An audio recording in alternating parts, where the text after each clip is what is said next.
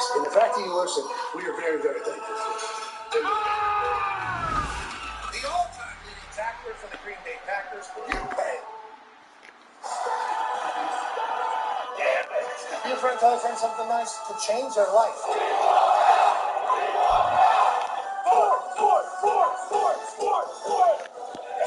Don't chant that, Jesus. Welcome back to beautiful Utah on this beautiful Friday, October 27, 2023. Now we're playing the program starts. Now, football is happening all around you. Steve Smith Sr., A.J. Huff, Tone Diggs, Ty Schmidt, and the legend that is Boston Connor.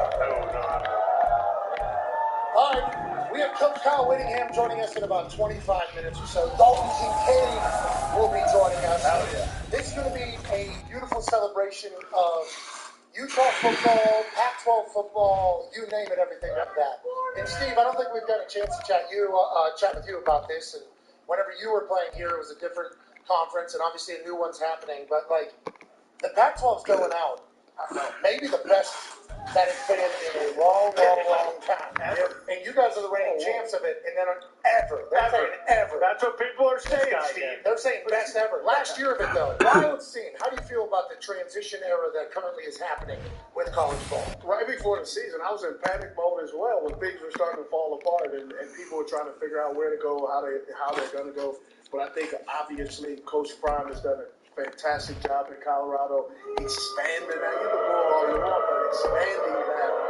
And then that just gives us an opportunity, Thanksgiving weekend, to go down to Boulder and go ahead and show why we're pretty good here in Utah. It's been a lot of that. A lot of cities. I think they won 2 games. Last year. Pretty bad. Yeah, I think they were terrible last year. Yeah, I mean, they kind of did their thing, but I can understand how teams like Utah and like Oregon and like Washington feels that they're the ones that should be chatted about. And Coach should be, but they are. You know what I mean? Like Coach French coming in and building the buzz around Colorado college football. No, it's smart, but good college football year. This has been one of the best college football years. Now, granted, we've been very lucky just to get dropped in the middle of it and baptized by incredible college football fan bases around the country. But, Tone, this year, not just Pac-12, it's been an incredible college football year as a whole. Let's see. Wide open year, I think, in a long time. Like, for a long time, it was always Bama, Ohio State, Georgia, Clemson. You could write that in, and that's what it was, and it became not exciting. But now everyone is in. There's a ton of one-loss teams who are in, including Utah, especially with a big win tomorrow. Like, the whole season is still in front of us. Yeah.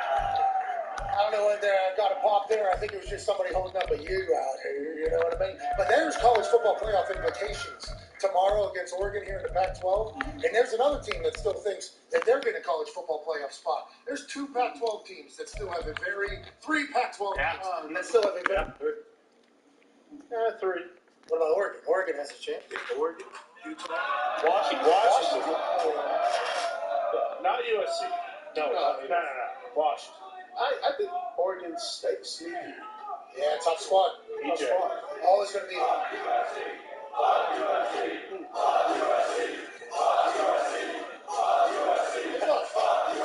Fuck everybody. It sounds like I love the mentality of this place. It is awesome. That was the most ever on the ESPN broadcast, I think. Oh, yeah, absolutely. I mean, there's no way that they were able to drown out the BYU one. No way. That was passionate. That's the rivalry. So that's real. That's a real thing. You guys don't like BYU. They don't like BYU. Listen, when I'm doing analyst work, Fred Warner, well, I'm like gritting my teeth, giving him a compliment. Just watching him. He's a fantastic player. Yeah, I mean, I got a buddy. Ready to pick up BYU. He won't wear anything red ever. He hates red. Yeah. So yeah, it's like I respect that kind of rivalry. Really not. He doesn't even deserve to wear that color. There's a sign over there that says BYU still sucks over there. I mean, that is. They gave us. They said, "Hey, that Sophie thing doesn't happen around here. This is a little more lenient here." Hey, the Holy Ward's right off the back. The Holy Ward's real serious. The Holy Ward's saying some not so holy words. I respect it. I appreciate it. But I thought about those ESPN executives like 20 times. Just like, what do those kids say? What do they say?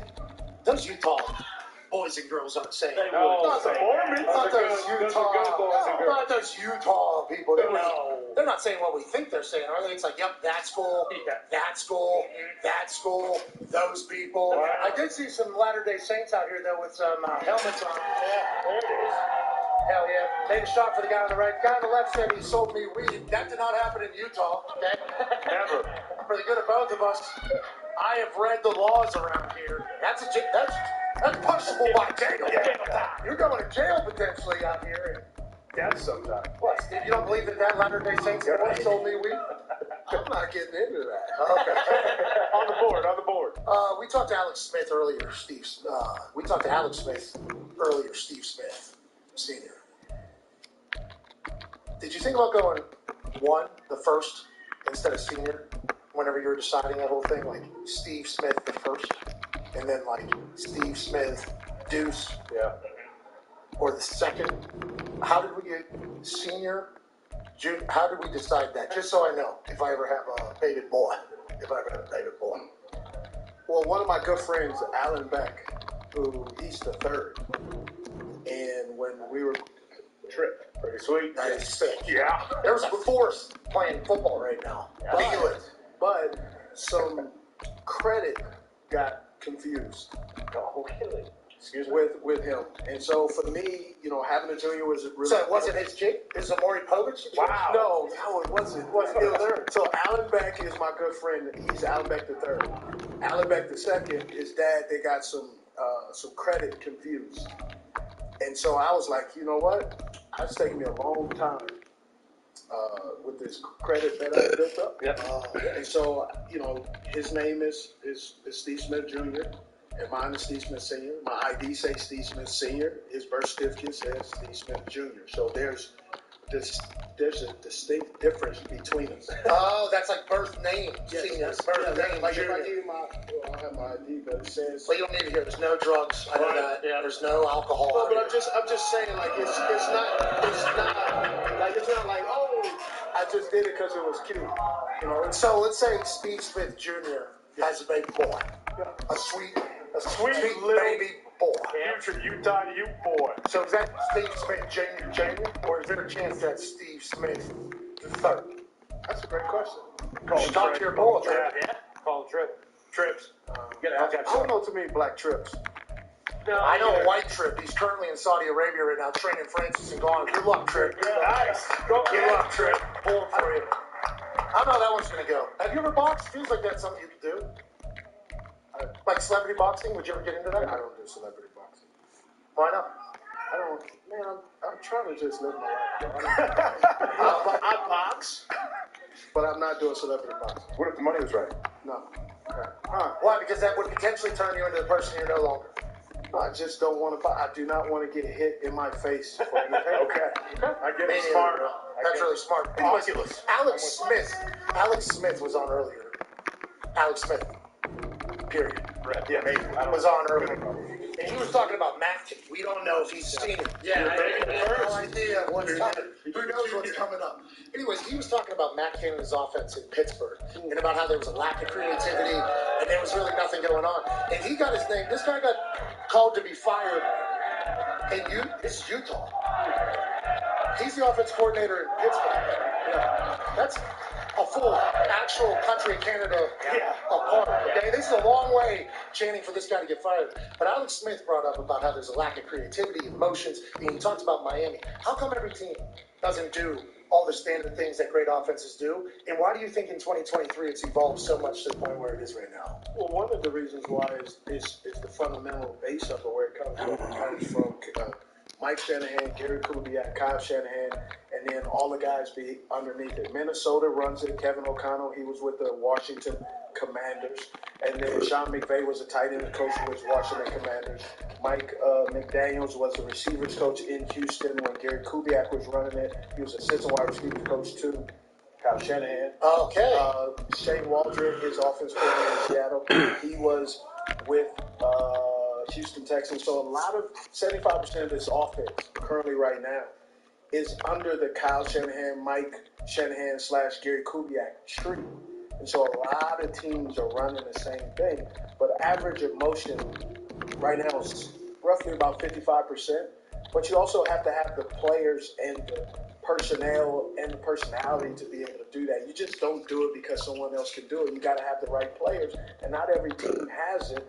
And so each team is uniquely made by the creativity or the lack of creativity of their team and their coordinator. Well, the coordinator in Pittsburgh is not being celebrated anywhere in the country. Probably international as well. I assume in Italy, with how many Italians are in Pittsburgh, their chin, whatever fire is in Italian, and in the country of Canada, everybody else is thinking Connor's got some. All those teams you just mentioned, like Seattle, Kenneth Walker, Sam Frank, McCaffrey, obviously in Miami, Mostert's, unbelievable.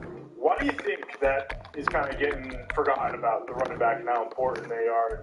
Do you think it ever comes back? Because it feels like the wide receivers forever their contracts are going to keep going. They're going to be valued at a premier position. And running back, even though you need them in every successful offense, you need a good running back, but they're not valued anymore where they were. Do you think it comes back because the NFL is cyclical, or do you kind of see that go, No, I think it'll come back. It just depends on who's at the helm, right? You get a lot of coaches like the McVay.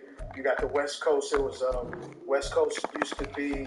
It was McCarthy. It was John Gruden. There was Andy Reid. All of the West Coast, and that's gone, right? And then there was North Turner, his offense. Now that's gone. Now it's the Kyle Shanahan. Now that's here. So it will reset and change. It's just a matter of time. And who is the next guy who people are starting to say, hey, we need that guy. We want someone that is a clone of him, and that's what's going on. Do you remember when cup of coffee with McVay meant you were going to be a head coach in the NFL? That was a real deal there for like 2 off seasons. Yeah. And then Zach Taylor started out terrible, and they kind of pivoted away. Now Zach Taylor's all the way back, I'd assume, with that Bengals team. What do you expect out of the offense from Utah against this Oregon team? Because I'll tell you what, old Bryson Barnes, 5-0 as a starter for the Utah Utes. Had 2 touchdowns last week. It's the most he's thrown in a single game. The guy's not only a game manager, but that offense has some weapons, has the ability to keep up with the defense that's been so dominant. What do you think about the Utah offense? Well, with Oregon, with what they present offensively and defensively, you want to play keep-away football. So establishing a run and allowing someone to play action, but also catching some deep passes, but intermediate throws, keep the chains moving, stay ahead of schedule. That's always important. You got it. Big games like this, whoever can manage the game like a NFL quarterback or NFL team has the possibility of coming out. And you've seen that over and over. There are times, especially in college momentum shifts so quickly. So you got to be able, whoever can play the keep-away game the best has the biggest opportunity to upset. Especially that Oregon offense. Hey, that Oregon offense is moving like this. Yeah. It really is. Whoa. Yeah, that's what they're doing. Oh, yeah. So if you're able to keep them off the field and just kind of wear down that defense a little bit, I think that's going to be your best bet. But don't sleep on Dan Lanning's defense not knowing you're going to do that. That's right. You know what I mean? I mean, the general has told us, and we know what the general says in college football is the standard. And he has said Oregon is one of those teams that can beat you in every single way. Yeah, that's what he said. Not that I'm saying they will. Go ahead, Tom. We talked about the Steelers just then. And, a story this week was George Pickens came out and was kind of talking shit on. I guess. Yeah. Hey, that's how you feel. A lot of that in every campus. We talked about it earlier. Had some words about the Jaguars defense. How do you feel about a young wide receiver coming out and talking early the week of the game? George Pickens is a fantastic wide receiver. He knows by saying that he's going to put all eyes on him. Yeah. So I believe he knows exactly what he's doing. When he's getting the ball, he's a special kid. He runs some great routes, back shoulder throws, contested catches, run away from you. The releases off the line are pretty good. Really, obviously, it's just holding them back is can they establish his run game? They have really this 2-headed monster. And George Pickens also knows that, he's going to get some good beats. So They're going to go I after him. It's going to be a should. physical game. So he's bringing it. He's letting them know that I expect it's going to be a physical game. Well, let's pivot away from the Pittsburgh Steelers and Matt Canada's incredible offense. Exactly. Hey, they're 4-2. Top of the, you know what I mean? Teams would love to be 4-2. Hey, don't look now. Pittsburgh Steelers. What's that? Yeah. Who's that? Who are you just talking? So. You're talking about the Carolina Panthers? Yeah, we love to be 4-2. You said we do the Ravens, but obviously your heart's down there in Carolina. I mean, I pay taxes in Carolina. Yeah, and I've heard your taxes are going to be needed because although you have the second richest owner in the NFL, he will say, you're paying your fair share. Exactly. Before I guess we move on to what I was going to talk about, let's talk about the Carolina Panthers. What do you think? Frank Reich was fired week 9 or week 10 with the Indianapolis Colts after we didn't have a first down against the New England Patriots. And it seemed as if the Frank Reich era with Indianapolis was great, and then we went through a litany of quarterbacks that ended up not being good at football, and for one reason or another, the team just fell apart completely. Behind the scenes, on the field, you name it, we ended up with the number 4 overall pick, and Jeff Saturday was the head coach last year. That's right. Okay, that's where we were with Frank. So then he's the one that gets tasked to take over the number 1 overall pick with Bryce Young. It's not starting out as fantastic as maybe some other places. But what could you expect? What are you guys thinking in Carolina with Frank Reich and with the Bryce Young starting, and how do you see it going? Well, the fan base is irate. Okay, good. So I'm happy to hear that. Okay. But the engagement of it, and that just says the expectation that the Carolina Panthers fans have and they desire. Who are they most upset with? Is that Frank? I'm not sure. I haven't really told anybody, but it's just, they're upset. Like, we know who the Steelers fans are upset about. Who are the Steelers fans upset We know about? that. I just wonder if it's like, the owner, head coach, players. It's a laundry list of people. Right? Yeah. I've been accused of being a homer, and because think about this, right now in Carolina, I've been kind of the voice of reason, which is shocking. No, it's new Steve. Yeah, Let's go, Steve. I don't know how that feels. Sometimes I'm like, they set me up. What are you saying? Oh, it's a rookie quarterback. We got a whole new coaching staff. There's a lot of new things happening. There's a lot of moving parts. There's a lot of moving pieces, and they're going to have to figure it out. And that's what the season is going to take. It's going to take. You will know what to expect, a realistic expectation heading into next year. How the rest of the season really takes a toll. He got loud for Frank and Indy. Yeah. He got loud. But he did good things with us. He did good things with us. He took Phil Rivers and the Colts to the playoffs. Phil Rivers. Absolutely. Okay, and Phil Rivers, I wish we still had him at quarterback. That's what I'm wishing. Do you? Yeah, but then we had Carson Wentz, then we had the whole saga, then we had the whole situation with Matt Ryan, and then now, it's just like we've been through a lot, and Frank Reich has been through a lot. I hope it works out for you guys in Carolina. Good time. Well, and the Panthers, Frank Reich and the front office have said, hey, we got our guy in Bryce Young. And there was that video, Kyle talking with C.J. Stroud when he went down to his pro day and said, hey, he talked to all. He talked to all of them. Yeah, for sure. But he said, hey, when you get to Carolina, we'll play basketball together. He wasn't saying that to every quarterback that he was talking to. He said that to C.J. Stroud, though. Do you think in any way, shape, or form that they have any buyer's remorse that they didn't go with C.J. Stroud instead of Bryce Young? I don't think so. But I also haven't walked around and asked people, hey, do you have buyer's remorse? Why don't you do that? Start polling. Yeah, bro. why don't we start doing that? there. Yeah, you pay your taxes. You deserve answers, bro. You're on the board of Utah. Come on. You know what I mean? You deserve some answers. Big deal. Because we're wondering these things. Yeah, we don't live there. Yeah, what you think? I'd like to make a trip down into the Queens. You want to go uptown or downtown?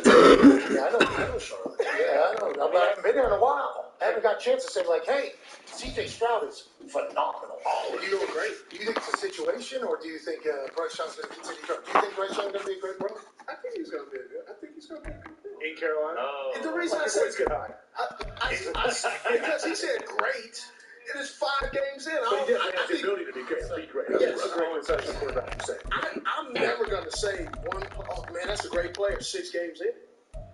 I'm not going to say that. All right, let's give him hope. Let's not kill him yet. Let's go, Bryce. Sometimes Bryce Young protect you. Do you I already don't know. know? 6 games? With some guys, I feel like with Justin Jefferson, we knew. Sauce Gardner, some guys I feel like you knew. Okay, quarterback, though. Big quarterback led the NFL in interceptions. There's a lot. People in Carolina said we're tired of hearing what Peyton Manning. He's not Peyton Manning. We don't know. Might be. Peyton Manning, much taller, bigger forehead. Yeah. I know his personality, Bryce's personality. Peyton's got a really good personality. Great personality. Bryce Young, good personality? Yeah, he's great too. How is he at golf? I don't know. I haven't played. Have a little beer, whiskey? Why? You think Bryce Young would have a little beer, whiskey? Why? Well, I'm just saying, Peyton Manning, these are all things. Yeah. I'm trying to figure out whether or not He's Peyton the next Peyton Manning. Just answer the question, Steve. I'm doing some Do journalism. you even live in Steve, I'm Charlotte? doing some damn journalism. Do you even live there? Yeah, let's do some journalism a little bit more here, shall we? Before Coach Whittingham joins us on set here, and I assume these people are going to go bananas. Kirk Cousins is a man who gets judged mightily on a regular basis, especially whenever the brightest lights are shining and the most eyes are watching. His team's record's not fantastic under the lights when they're the only ones on television. Kirk Cousins was asked about that after a massive win over the San Francisco 49ers on Monday night. I got a couple answers to that question. So going back to process, we played the Chiefs on Monday night in 2017 and we lost on the last second field goal. And I walked off the field saying, that's as good as I've ever played. So I'm just not gonna buy into the narratives because they're just not. That's not true. That's not how I evaluate myself. Yes, we lost on the last second field goal, but I've never played better. So you can never be what they are, but I know better. And then there's also a little bit of when I got 100 text messages after the game from people I hadn't heard from in potentially years. I'm like, oh, there is a little bit more of a microscope on Monday night maybe than there is on Sunday at noon. That you sort of see the overreaction the other way too, where I'm saying just the same way that in 2017 that wasn't true. This isn't true either. It's somewhere in the middle, and so let's kind of walk it back from that response. Kirk Cousins is a beautiful depiction of it in football. The quarterback is going to take the blame for everything if it doesn't go their way. I love how Kirk handles it, and also in quarterback. And in our program, I think he's mentioned this as well. It's got real loud about him in prime time, and I appreciate that he's kind of addressing it head on. Yeah, I think he's kind of almost not standing up for himself, but saying, hey, I understand how I played. Whatever the score may be, I get it. I know I don't have to judge my whole career off of what you guys say about me. It's not I think whether it's like anything on the outside, whatever they say about you, good or bad, it shouldn't affect you that much. You should not. I don't know. People have been saying some really terrible stuff about me, and I've been right. Well, I'm saying that's on the football field, though. If you're a football player, whatever they say, you can't get on that roller coaster because then that's exhausting, I think. So if you just stay in a steady incline, that's what Kirk seems to be doing. He always kind of takes the high road. I want to see Kirk step out of the box a little bit, kind of just take a few buttons down, show his personality a little bit. Tell somebody to ice up maybe afterwards. Say, hey, hey, Brock Purdy, ice up. What if Kirk did say that? That'd be crazy. That's kind of, legit, because there's stats that have come out about Brock Purdy on that Monday Night Football game, by the way. Pre-concussion, post-concussion. And I went on First Take, which is a great show. I can't believe I get to go on there. And I said, Brock Purdy kind of, I don't want to say I said it exactly how you said it, but I said over the last 2 weeks, Brock Purdy has become pretty normal human, which we did not expect at all. And then you break down the stats even more. Before concussion, he had a 124.3 passer rating.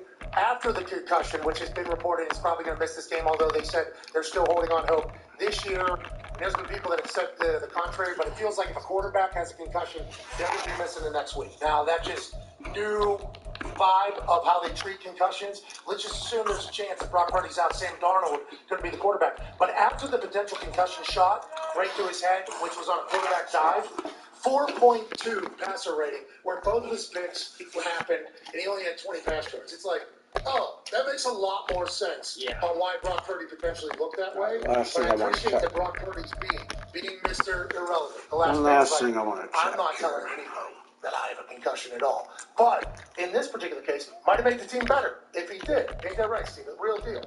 Well, if you have a concussion, you're not capable of telling people you have a concussion. You can say I feel weird, maybe, I guess. Right? I heard her self-reported. Processing why you feel weird. I had a concussion, didn't know I had a concussion. What'd you feel like? What'd you know? They told me. What'd you feel like? I was in a preseason game. They said they knew something was wrong when everybody said break, and I was still in the huddle. That's a big problem. And I had no idea.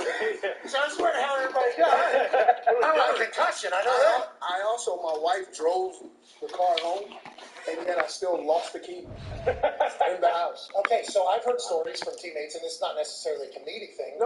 It is a very real thing. Like what football was 5-10 years ago when it comes to concussion. Vastly different now. We're all expecting Sam Darnold to be the quarterback for the San Francisco 49ers this weekend. How do you feel about that pickup? Obviously, you know him a little bit from his time in Carolina. I mean, I've seen Sam in practice with the Jets. I've seen him in Carolina. In practice, he's going to make the right throw. It's just sometimes in the game, he doesn't always pull the trigger, right? And so I think with Kyle Shanahan, who's going to help him get out of that, and we'll find out this weekend why they let Trey Lance go for pretty much anything and kept Sam Darnold as the backup. Yeah, I think there was reports Sam Darnold signed the Niners. Yeah, trash. This is the greatest football Set to go, Young Wei Koo ready to do the honors. And we are Yes. underway here in London. So they said, I want him to. So out comes the offense now. By a man who nearly broke the single-season rushing record for quarterbacks last season. A true dual threat out of Ohio State, Justin Fields. Coming out of Ohio State, one of the top prospects in the NFL draft, and they're so big that they moved up in the draft to get him, to make sure that they had him, and boys, he got the full package. Wins the game, big time out. Speed, so good that another quarterback Maybe the man of the last what's it 2 feel like decades. to run 4-4? Everybody wants to be that. Well, there you go. This offense off to a strong start this afternoon. Yeah, with a big run and a first down. That's putting what you practice into play. That's excellent execution to get things And that's started. because we are in the great state of Utah. Ladies and gentlemen, hilarious. They run again on first down. Peterson. An absolute Across midfield. job He's on his of way. the head coach for Utah. Adrian Peterson. An 80-yard touchdown. And those guys get the quick strike touchdown. Of the Utah. Well, if they didn't get the wake-up call before the game, they got it right now. 2 plays already in the end zone. I think of it in boxing terms because whether it's a big shot with your first one or a probing one, a little bit of a jab, the second one was the payoff. That was the big one that landed. 1-2, end zone.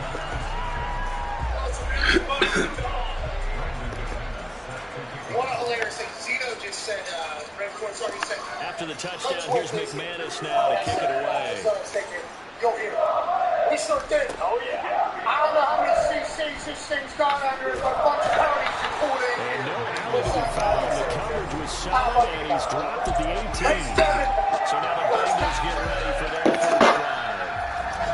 Leading them out will be the 4-time Pro Bowler, the 2010 Comeback Player of the Year. At quarterback, it's the dynamic Michael Vick. We're seeing it more and more in this league, how teams love to have athletes back there taking the snaps, guys who can throw it and move around and get yards with their legs if needed. He's one of the best examples that we see out there right now. He can throw for hundreds of yards one week and then run for 100-plus the next. He adds an extra dimension that really confounds defenses when he puts it all together. Brother, life is much better with you here. I've heard you're an absolute legend. I've never thought in my life that a head coach of a team that First down, Vick. And it's intercepted on the first play of the game. Isaiah Simmons picking it up. And they're going to take over right there at the 22-yard line. Boy, Charles, a lot of action right out of the gate. The two teams barely off the buses. They've already had the touchdown and now the interception. Yeah, what happened to the feel in that process? You know, kind of throw a few jabs out there, kind of circle the ring a little bit. Both of them throwing haymakers right out of the gate. And the second one was an interception that may cost him.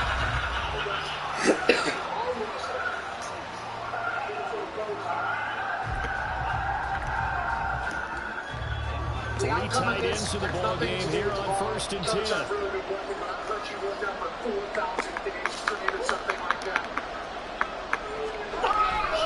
Peterson gets the call on the left. And he's going to have a gain of 11 to the 11 before he's brought down. 1st and 10. And it is still early, just the first quarter. But you start generating the numbers, and we might be in for some history. I mean, that last run puts him over 100 yards already, and we've still got 3 quarters to go. Now we're 1st and 10 at the 11. I said this to Alex also. We had no idea we were showing up here. First down, here's a run with Peterson. And he will take this one in for a touchdown. We don't lose it. That's just how this whole thing goes. Supposed to do a 2-point conversion. Guys find a way to stretch that lead. So 2 drives, 2 touchdowns here in this first quarter. He's got both of them. He's certainly setting himself up for a big game here. I think if the potential doesn't get in his own way, they should Relax, try man. the entirety of this game. Until the defense proves they can stop it, that's what I would The call. culture of your team is one like as soon as I get dropped in the game day last year, incredibly honored.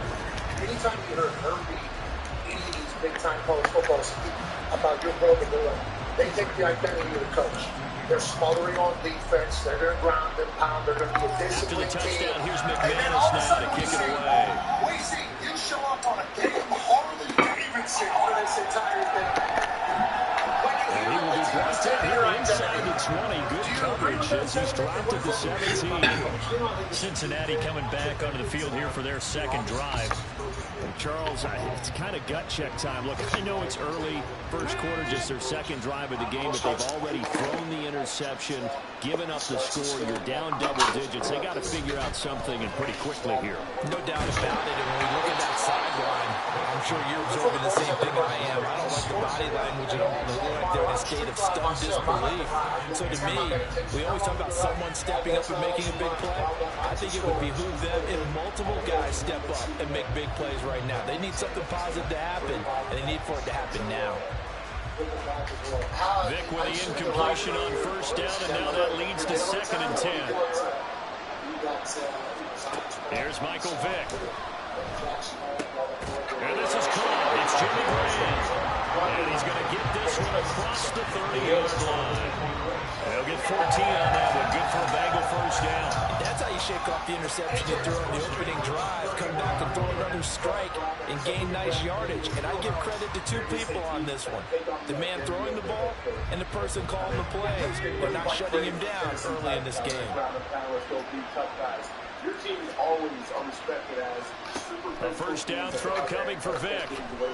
That's something you ever talk about. And he slides and covers up at the end as he's going to be able to pick up decent yardage. The improv on the scramble there gets him 6, and it'll be 2nd down. This early in the game, it's all about making steady progress downfield, hoping to lead to early points. And you can do it with your actual play call, or sometimes something a little more improvised, as we just saw there. So from the 37, here's 2nd and 4. Here's Vic. That will take it in by T. Higgins. And he slips up past the 45 before being tackled. First catch of the game by Higgins, and he's got his guys a first down. I think when they look at their offense, they think to themselves, weapons everywhere. They want to move the ball around. They want to spread it to different people. But you absolutely know they want to get this man involved as well. And that's what they just did on that play. 2 first downs have them up near midfield now on 1st and 10. Why do you think that it's kind of been the case? You know, I don't have a The great answer NFL's to that. active leader in rush yards, Derrick Henry, on a determined run there as he's going to take this all the way down near the 40. Same exact result as last play, a pickup of 11. When you're down early, how do you get back in the game, maybe establish the run? I think they're trying to do that. I'm with you on that point, and what I like about the message is that there's no panic from the head coach. He's already told his offense coordinator, let's run the football, let's get things settled down a little bit, and find our way back into this game. And he works it Absolutely. almost to There's the no 25. music after 1985 that I can tell you anything about. It's all So with that in mind, what song or 15-0 our score. It's the NFL on EA Sports.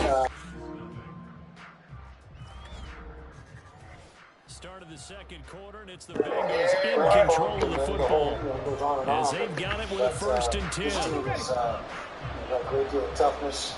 We've got to use that next man up mentality. Vic to throw it. To their credit, they play down to He's going to go down. They get to the back at the 40. The defense rising to the challenge and saving back on the side. It's a big defensive stop there, and it takes away a lot of the momentum from the offense. Coming up that big completion the prior snap. Give big credit to the defense for bouncing back. On 2nd down, here's Henry. And he tries to power forward, but he will not get back to the line of scrimmage. This will be a loss of 3, and a much tougher 3rd down movement. Prolific Vic. He's going to be Tough guy. Taken down. Back pressure from multiple guys there as they bury him for a big 9-yard loss. So on now is the Clemson man, Bradley Pinion, to punt this one away. They'll get off a fairly short kick here as this is toward the sideline.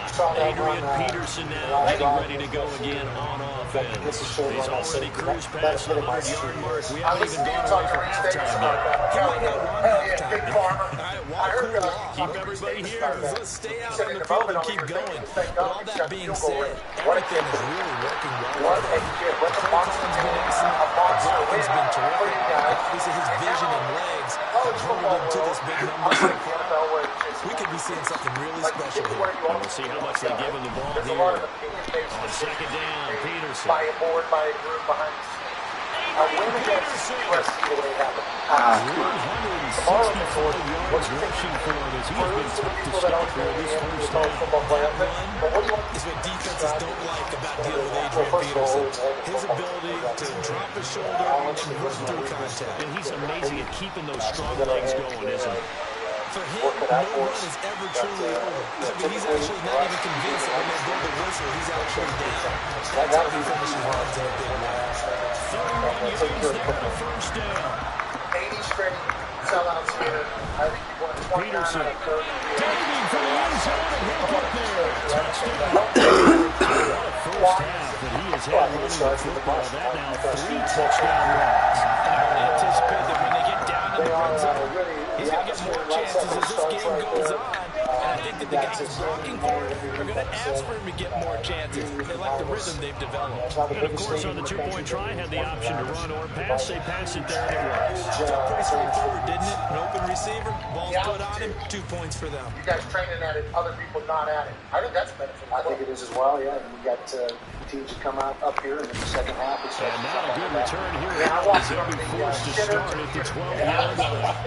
Well, we have them already reminded the registration for the Madden Championship Series is now open. This year we'll be giving away, ready for this, $1.7 million in prize money to the best Madden 24 players in the world. And if you want to get in on the action, and you should, visit MaddenChampionship.com to get yourself registered.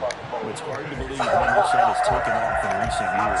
It's taken off so much, partner. I'm going to start to work on my game and register for a chance to win that kind of money. Do you hear kind of the outside noise that team students kind of use as bulletin board material? They drops it incomplete, and his struggles continue. Walk America's This drive was almost over before it began. try to block all the outside noise out. Sacked on first down. It's really about us An playing hard, incompletion. playing One smart. more good rep. And they get on the field. On third down, Henry trying to keep those big legs churning, but he's going to go down in the backfield. Losing 2 yards that time, and now it's fourth down. Timeout here. Timeout taken. Whistles blown. Timeout taken by the receiving team. As the clock will stop at 37 seconds to play in this first half. No routine, but that's what I was listening to on the way over. And this ball is going to be down now right at the 10-yard line. Good spot. And the focus now moves to Adrian Peterson. Well, there you see it. A hat trick of touchdowns, and we're in the first half. I'm betting that he was over there saying, feed me. There's no doubt. I got to eat. There is no doubt. And he's real hungry right now, isn't he? I mean, let's be honest about that. We don't have to be on the field to understand what he's telling everyone. Give me the ball. We're locked in with the offensive line. They're taking care of business, and I'm finishing things off. Well, heck, he might be able to turn this into an historic event. We'll see. Moving inside the 20. Every single day. No Sunday, Monday through Saturday. 6 days a week. Adrian Peterson on his way to a historic performance. First half touchdowns as his guys continue to Color put it it out, on. Steve Smith. All right, Steven. Steve Senior, what do you got? McManus's point after is good, and the route is on here in this first half. Steve Smith the first, Steve Smith the second. You had nothing to say. Okay. So, Coach, you know... So not much time to speak of remaining in this first half as the kick's away. What do you see for the University of Utah today moving forward as you transition to try to take down Pac-12 and then move it on? The Cincy offense about ready to go here on their next drive. And with 7 seconds remaining, not much time to really do anything. A Run there on first down and a pretty good one at 5 yards, so make it 2nd and 5. That's it for the first half. Due to time constraints, we move you forward in today's broadcast to the beginning of the third quarter. Right now, it's all about Oregon. This game tomorrow. And we welcome you back live now inside the booth alongside Charles Davis, operating gun, set, and ready to rock. It's all about Oregon. It's all about Oregon. As they say here in London, all to play for as we are back underway in the second half. Deep in his own territory, catches the football. It looks like one of the DBs has it. So they take the deficit into the lockers. You know they had plans to receive the football. A nice drive instead of fumble on the kickoff. And that can be demoralizing right there because, as you pointed out, their designs on coming out, okay, we're going to change things here in the second half. Instead, with a deficit already, they cough it up. Now they've got to keep the score from getting bigger against them. Second down, Peterson again. And he is into the end zone for a touchdown. Adrian Peterson taking it in from a yard as his guys continue to put this one out of reach. Sometimes offenses can get too cute down near the goal line, but there's nothing fancy about this one. As Coach Lombardi would say, we get a seal here, and we get a seal here, and we run this play in the alley. And that's good for the and finish in the end zone. Extra point from McManus is good, and the lead grows even larger here. It's not about the money. After the touchdown, here's McManus now to kick it away. And I need that, and he wants that commitment.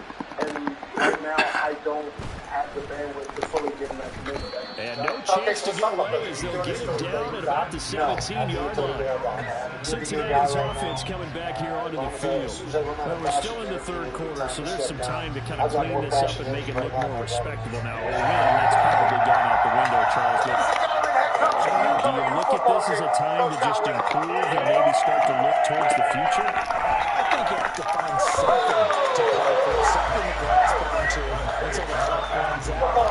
But we've been on this game a long time. And this is an outlier. You don't get many bullets like this no matter how the game looks on paper going in. This one has turned out to be everyone's worst nightmare realized. Now this one to his tight end out on the right side. And he'll get this up past the 25 before he's out of bounds. Second catch for him today, and it'll wind up a first down. I just make this one simple. Could he be any more open than he was on that play? And they lost him going to the outside. Hard to believe because you go through your accounting. He cannot get away. Down goes Vic. It'll be a loss of 7 on the sack, and it brings up second. You can just see it in their body language. You're starting to see victory on the horizon now. And if it comes to fruition, they got to give a game ball to the front 7. Defensive line has taken charge and controlled this game. Face a challenge of stopping this opposing offense, and they've done so with ease. Vic. And that's too tall for his receiver. It's incomplete. And Charles got like what this defense has been able to do these last couple of plays. Yeah, they get the sack on first down, then they force the incomplete pass. Now they're just a play away from getting the football right back. It's a big play. They got to hold up. What's your problem? Nothing? That's how you can tell. They also tell me that if there was a... Pressure comes and down he goes. He could not get away that time, and it'll be a loss of 11. Here's Bradley Pinion now. As he's on the punt for Cincinnati. 4,000 days he worked out straight, and it's still going. There'll be some days where you feel like shit. There'll be some days where you're tired. You just don't have it. Yeah, this will be covered up. Pretty good result. He'll be down at the 14-yard line. But now this offense comes back out onto the field. Well, this offense, this team, they are rolling right now, Charles. They've scored on 3 straight possessions. You look at the scoreboard, and they pretty much right now got this thing on cruise control. Yeah, and this is that time of game where you and I have to be prepared, right? Isn't this kind of like that empty the bucket time where you have to go into your boiling material and make sure you have some different things? That's what we're staring at right now, the way this one is going. Get back there, these two guys. Pat McAfee, kick. Fields going to keep it run smooth. Hey, listen, you're not the only one. They'll get him down after a pickup of 8. 2nd and 2. Hey, you don't always. Oh, man, that wasn't far from breaking in a big way into the secondary. Read option, quarterback kept it. And while he didn't get a first down, he did get a nice chunk of yardage. Only a nice tackle prevented it from maybe going all the way. No earthquake underneath your foot. Fighting his way through contact. It's laying there. Touchdown! Adrian Peterson, 59 yards. And this offense is running away with this one. I know I should keep the focus and the spotlight on the hero that just scored, but tackling's been an issue for this defense all game long. I can't set that aside. We just saw it again here. Missed tackles leads to his long touchdown run. McManus's point after is good, and the lead grows even larger here in the third quarter.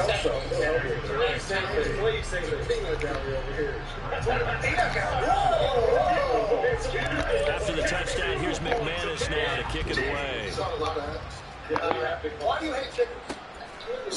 From a yard or two deep, here comes it. And all deep in his own territory, coughs up the football.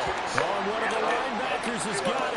And it's a big turnover there on the final play of the quarter. Welcome back now here in London. And this is a blowout so far as we get set for the fourth quarter. A very one-sided affair. Here's a 1st and 10 at the 14-yard line. And they're going to score again. Yet another touchdown as they just add to their totals. Now, when coaches come into a game preaching total team effort, CD, I think this is the type of ball game that they're dreaming of. It was pretty apparent early on that they were clicking in all three phases. It's been fun to watch. Yeah, sometimes in the NFL you end up with matchups like we've been watching here. When you go back to the early drives, you can just see that one squad is on a different level in this game. Safe to say, we have been disappointed watching their execution throughout this contest. Last week we were in Ohio, and when we were in Ohio, I don't believe you were on camera. When we were in Ohio, after the touchdown, here's McManus now to kick it away. He went 2-9. So I mean, like the worst. This fielded right at the goal line. And he will be brought down very inside the 20. Good coverage as he's dropped at the 17. And the Bengals offense returns to the field. Well, it's been a struggle so far for this offense, Charles. It's not only that they haven't been able to put the points up, but really stringing yards together has been a real issue for them in this one. I'm so glad you brought up the yardage because I was thinking to myself, we've seen a lot of NFL games and we've seen our share of lopsided contests, but in almost all of them, both offenses put up at least 200 yards in a game, but not in this one. This has been a display of offense that frankly, I think the two of us have watched from behind our hands. Jalen Hurts is one Spread our fingers wide enough to actually see the result. And that's another play that's painting the picture of this game overall. It's been a blowout. It's been continually fueled by big turnovers and stops for one side and an inability to advance the ball from the other. As well. Jags Steelers now. Trevor Lawrence said, inscription of terrible time. They get 6. That'll leave them with 3rd and 4.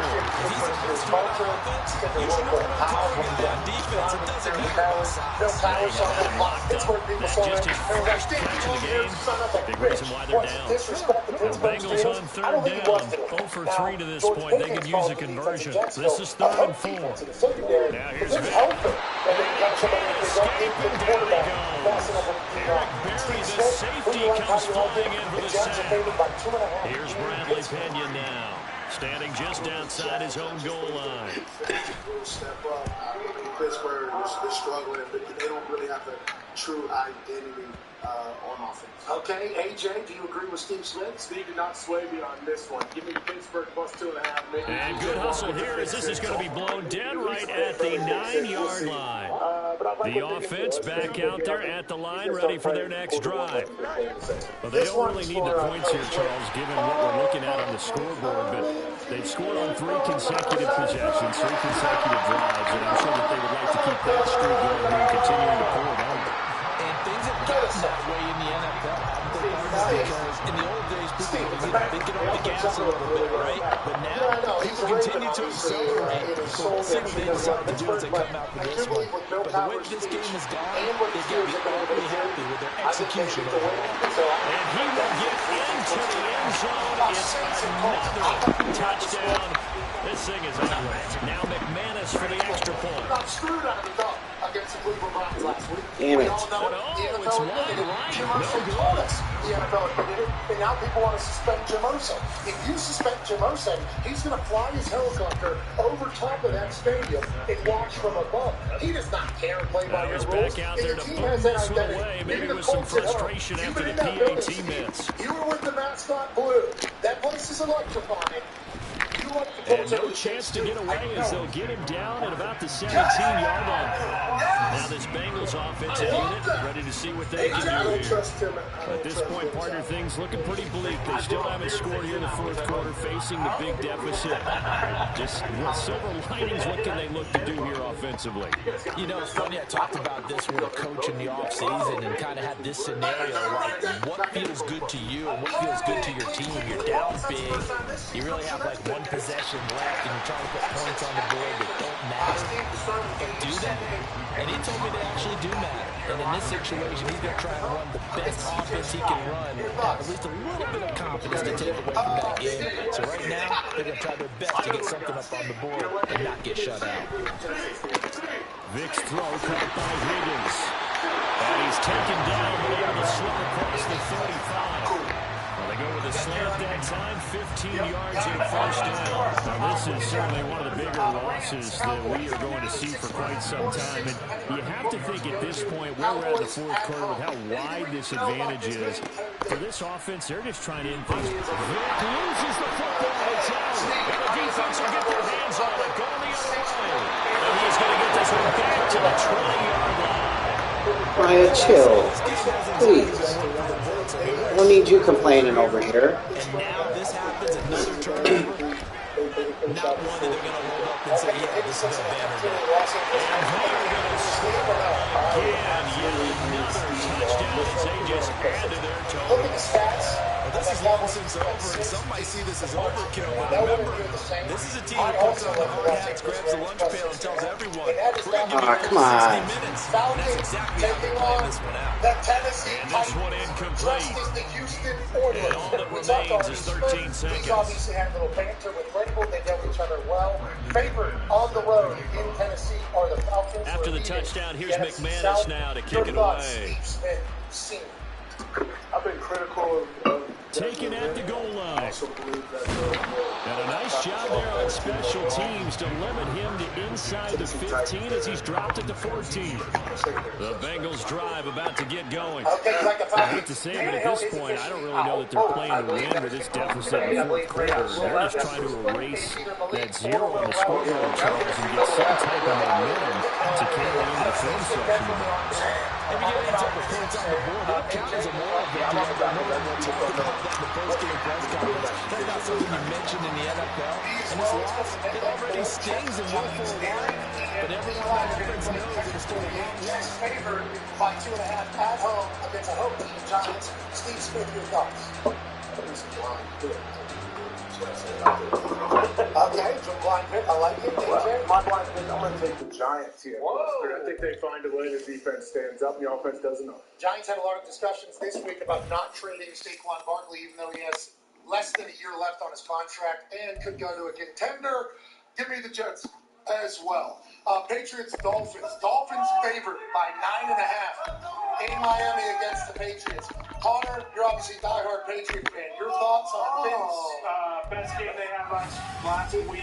They got a Jack Jones came back, Jonathan Jones came back in the secondary, but we're talking about the Dolphins here. Give me a break. So you like the Dolphins?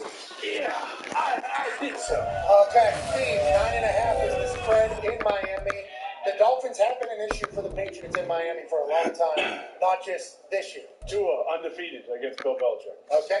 Whoa. 9.5, too many points. Steve, your thoughts?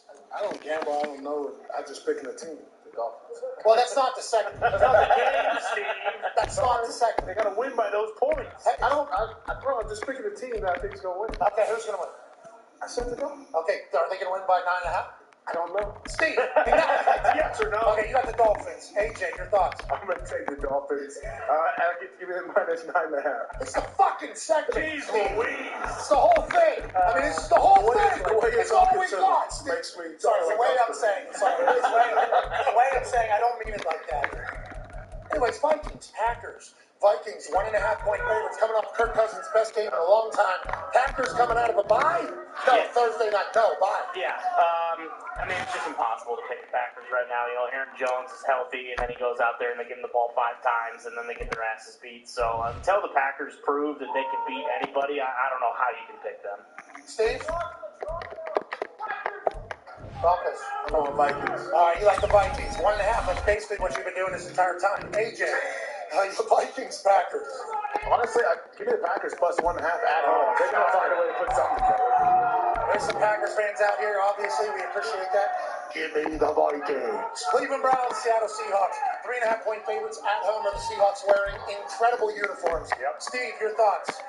I like P.J. Walker playing quarterback. That means that Kevin Stefanski is actually going to run the football a little bit more. When Deshaun Watson's in the game, they gave him a lot of money. They seem to rely on the pass, and that's not the way to go. So I got the Cleveland Browns. Okay, AJ, your thoughts? In Seattle. I think this Cleveland defense travels well. They go into Seattle. They go. Jerome Ford, I believe, is out.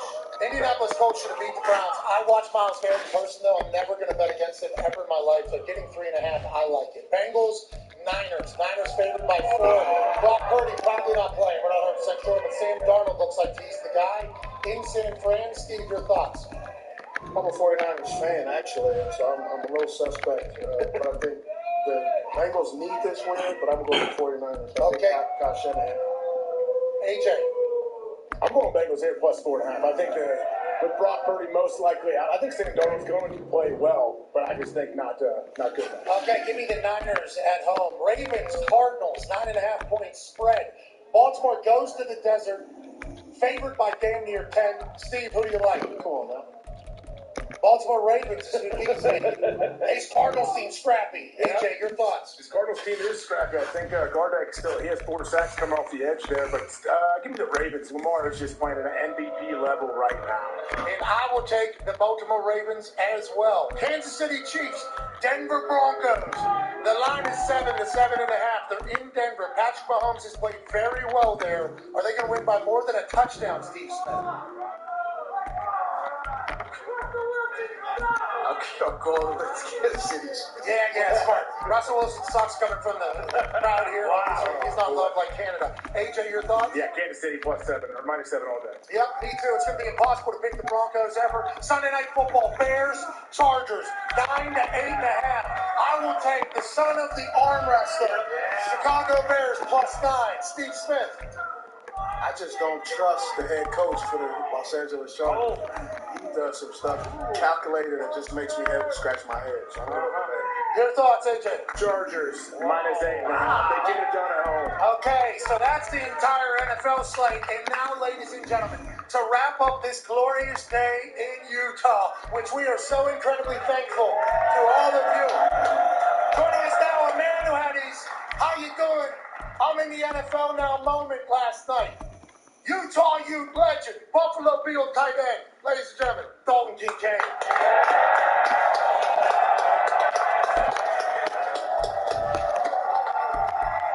Dalton, hell of a night last night, cuz. Congratulations on your big time. I appreciate that.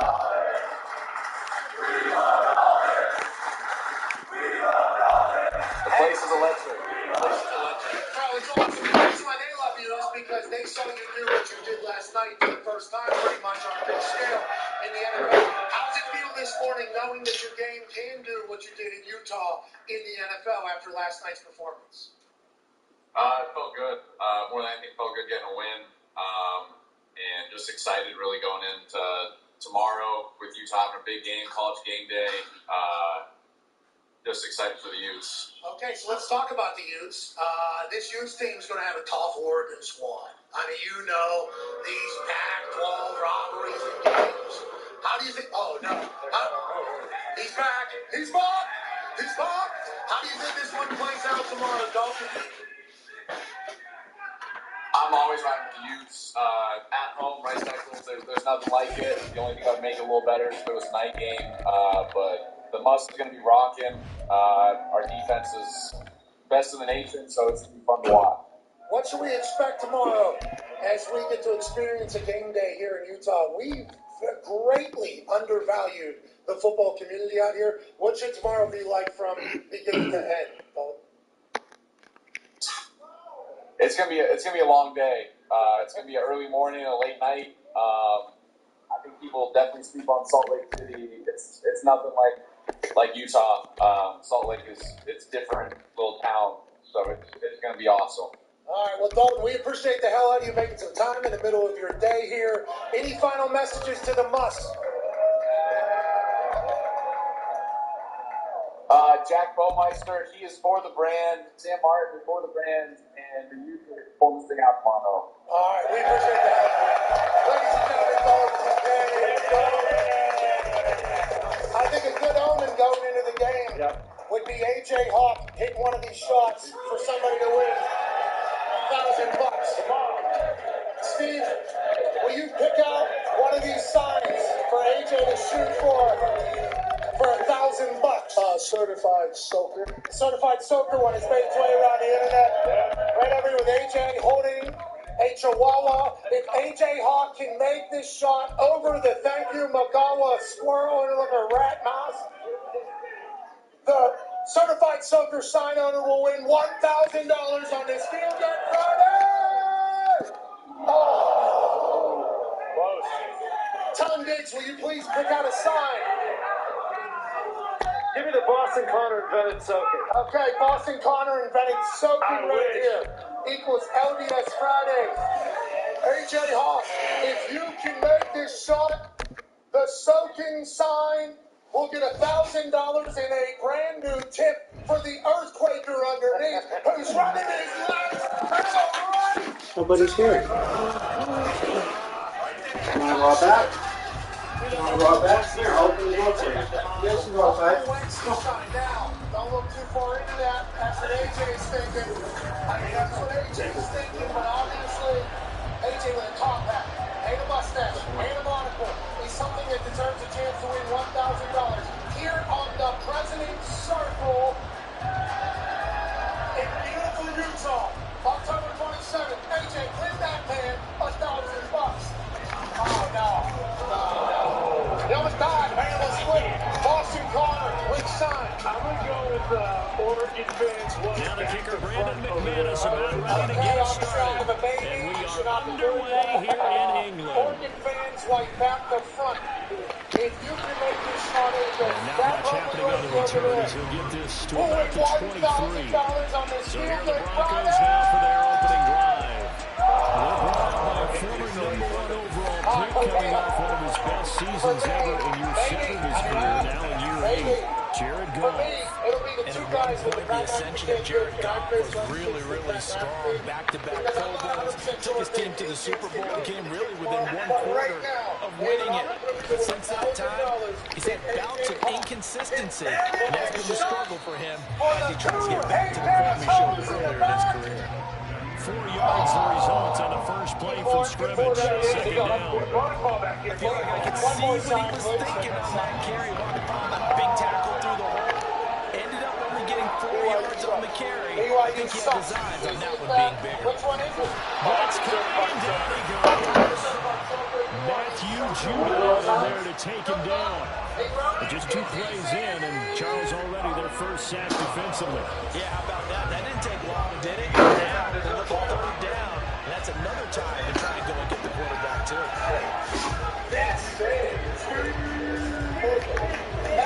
And this opening drive not going to plan. This is now 3rd and 13. We're supposed to be Out of the gun. Nowhere to go. Here he lost the football. It's Steve buries this shot. Points 1, 2, and 3 in their defensive game plan was to get to the quarterback and knock the ball free. They did it there. Luckily, offense hangs on to it. Yeah, That's got to serve as a wake-up call, though, because they can't afford to let the ball go over to the defense and miss opportunities. And I'm not saying it happened here, but you know what a good rule of thumb is when a play like that occurs? You know who usually recovers it? The guy who missed his block and let his quarterback get hit. The punt team on now is from their end zone. They get it away. One more shot. One more shot. One more shot. Same person. And this will be down by a member of the kicking team just outside of the 30-yard line. So now we'll get a look at the offensive unit as they come out for their first possession. They'll be led out by a first-round pick back in 2021 from Ohio State. It's Justin Fields. And not only does he have all the skills that you're looking for as a quarterback, he's incredibly tough and plays the game fearlessly as both a runner and a passer. He provides a good running game around him, ready to go deep off the play action. You got an all-star in the making. And getting this just shy of midfield, they spotted at the 49. That's a good way to start the drive. 17 yards and a first down. Well, there's plenty of real estate for him to maneuver on that run, and let's face it, this shouldn't be a surprise. He's one of the better backs in the league. Had to come into this game with the idea, slow him down, otherwise it's going to be a long after. They'll take it into the end zone for a touchdown. Adrian Peterson, 51 yards, and his guys have taken a first-quarter lead. All right, I mentioned in previous both sides of the football insane. You force the 3 and out, and you take it down, score points. You know, that tells me they saw their game plan really well. Head coach said, listen, we're just going to stop on 3 and out. We're going to take the ball downfield and score. But he also told them how it was going to happen. They're going to run this. We're going to stop it. Then we're going to take the ball. They won't be able to keep up with us. And they got it done. Extra point from McManus is good. And that makes the score 7-0.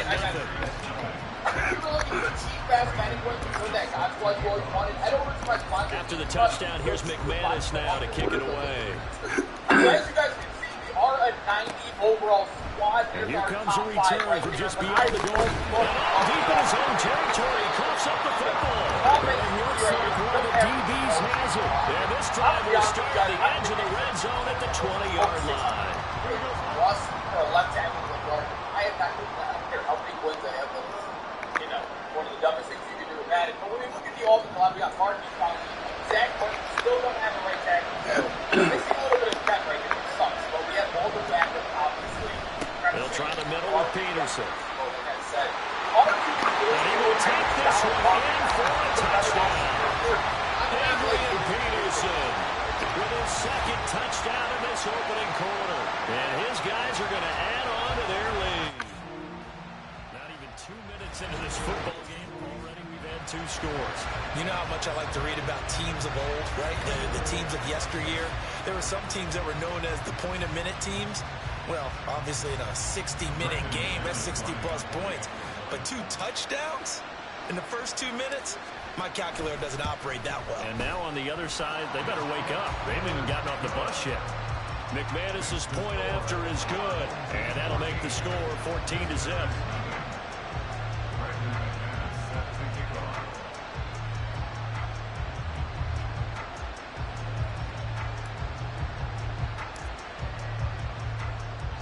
After the touchdown, here's McManus now to kick it away.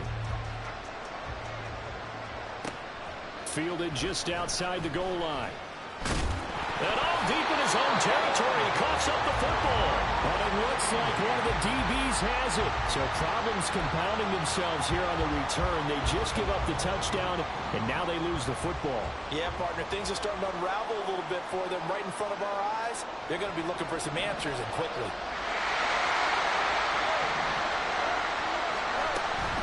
The give to Peterson out of the gun. And he'll take it into the end zone for a touchdown. Adrian Peterson doing it again with his 3rd touchdown here in the opening quarter. And his guys find a way to stretch that lead. And he is into the end zone to bump the lead up 2 more. So they go with a pass, and it works there on the two-point try. Charles, just in general, what are your thoughts passing versus running on two-point conversion? Situational? It is situational. You have to know your team. What is your strength? Because so many people think you have to throw the ball in a two-point conversion, but the stats will tell you that running it is about as proficient. So know your team and go to your strength. From a couple yards deep, and all deep in his own territory, he coughs up the football. And it looks like one of the DBs has it. And they will set up shop, red zone territory at the 13-yard line. From the 13 now, they work on 1st and 10. They'll start by running the option to the right. And he will take this one in for a touchdown. Justin Fields. A 13-yard touchdown run as his guys are able to push that lead out a bit further. The offense going to stay on the field as they will line up and go for 2.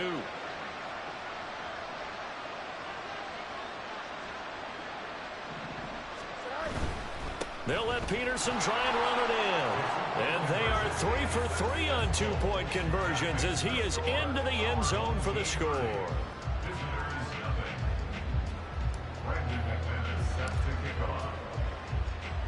After the touchdown, here's McManus now to kick it away. This taken in at the goal line. And a nice job there on special teams to limit him to inside the 15 as he's dropped at the 14. So now the second drive offensively coming up for the Denver Broncos. They find themselves in a good-sized hole here, and a good-sized hole early on in this game as they come up on 1st down.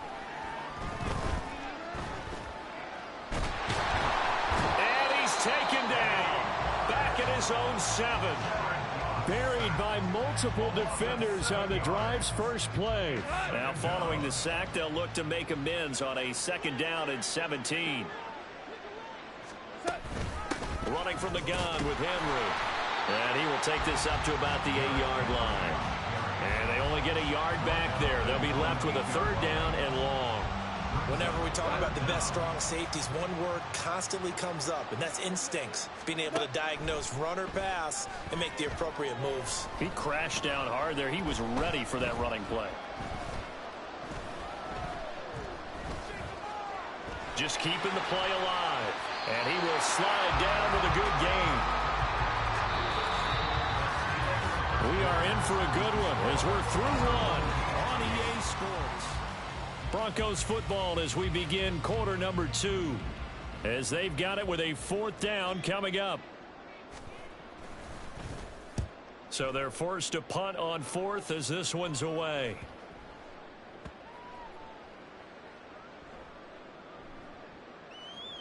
And they'll get to this and down it inside the 25 at the 24-yard line. Now this offense back out and set to go for their next drive. Well, everything right now that they touch on this side of the football, it seems to turn to gold. They've scored on 3 straight possessions. That lead continues to grow. And, I mean, if they can get points here, Charles, might almost be an insurmountable comeback for the other side. I think you make a great case for that, so I'm going to flip it over to the other side. Could they make the big comeback? Adrian Peterson off to the races. And touchdown. Adrian Peterson. On his way to a historic performance, 4 first-half touchdowns. And this offense continues to pour it on. Now the offense will stay out there. They're going to line up and try for 2. Fields trying to throw for it. And this one incomplete. So they went for the 2. They don't get it. The 3rd time wasn't a charm. They got the first 2 two-point tries. Still have the lead, but couldn't get the 3rd. Okay, so they didn't get this one. But I have to ask you, what matchup are they seeing that they feel that confident to go for 2 so often? Yeah, we talk about this a lot, but it has to be something, you're right, that they saw all week, correct? Definitely game planned for, felt good about being aggressive and going for it, and right up until that one, they'd gotten 2 for 2.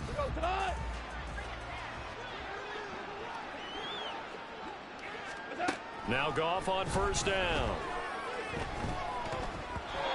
Hit as he throws there, incomplete. I tell you, Brandon, this defense is playing with some confidence. Haven't allowed a point yet. Flying to the football. I'm telling you, it's almost 11 to the ball on every snap. Another nice job there to force an incompletion.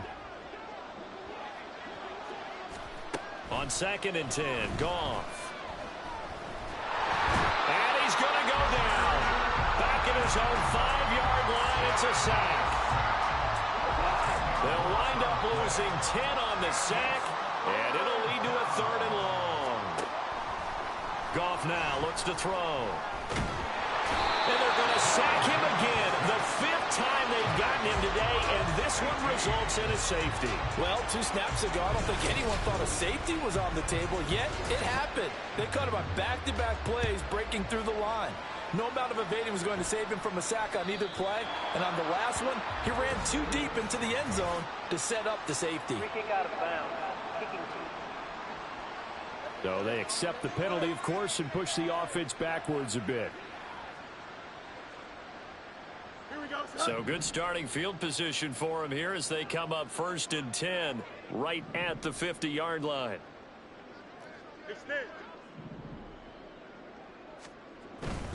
Up the middle, it's Peterson.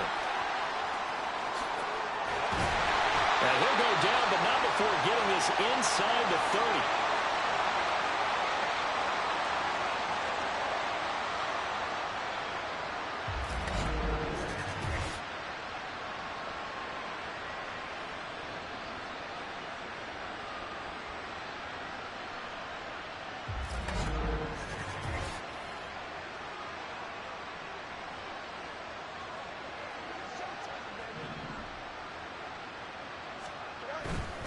They run again with Peterson.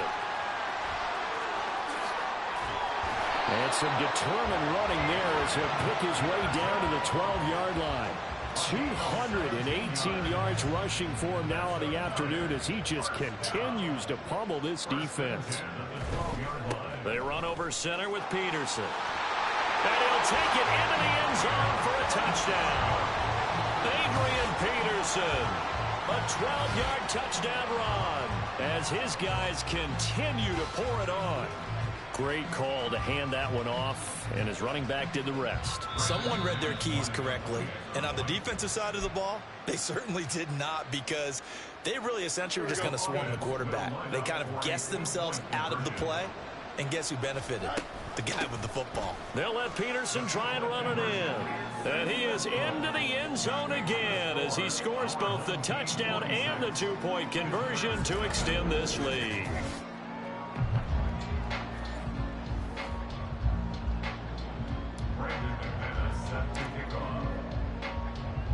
After the touchdown, here's McManus now to kick it away. This fielded right at the goal line. And all deep in his own territory. He coughs up the football. And he's going to bring the fumble back for a touchdown. So they get the one-score kickoff, get a fumble, take it right back to the house. 2 quick touchdowns within a matter of about 10 seconds on the game clock. It's like a big 1-2 punch that may lead to a knockout. The defense more than did its job. Now the offense is summoned onto the field as they'll go for 2. And boy, talk about adding insult to injury. He's into the end zone to tack on 2 more.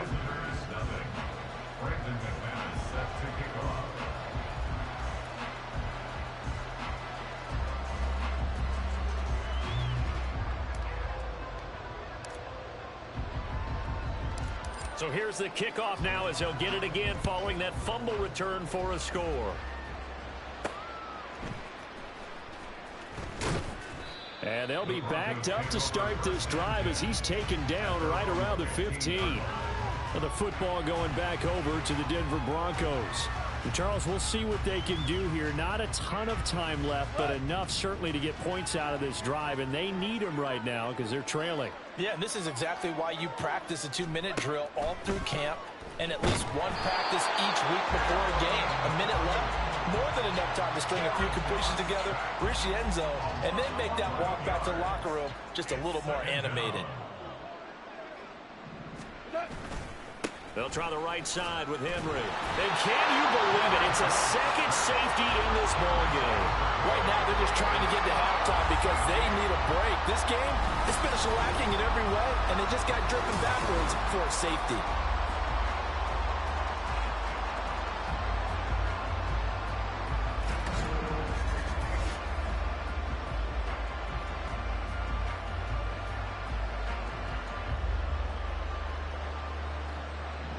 And remember, following the safety, you give the football up as well, and they free kick it from the 20 now. Fielded at the 33. Back out comes this offense now late in this first half.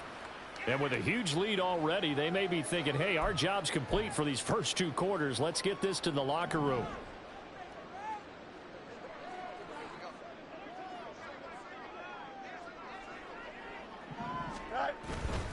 Here's Peterson as they begin on the ground.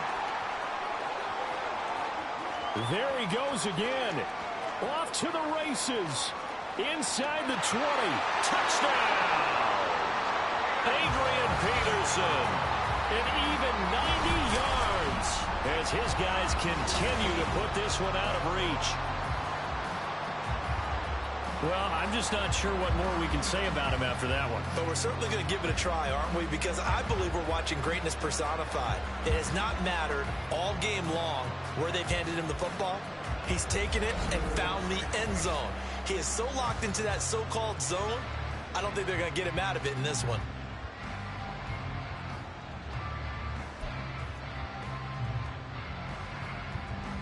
The offense going to stay on the field as they will line up and go for 2. They'll let Peterson try and run it in.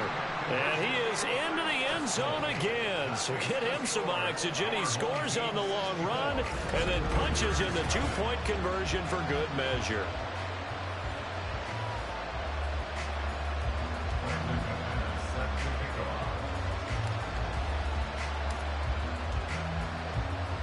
After the touchdown, here's McManus now to kick it away.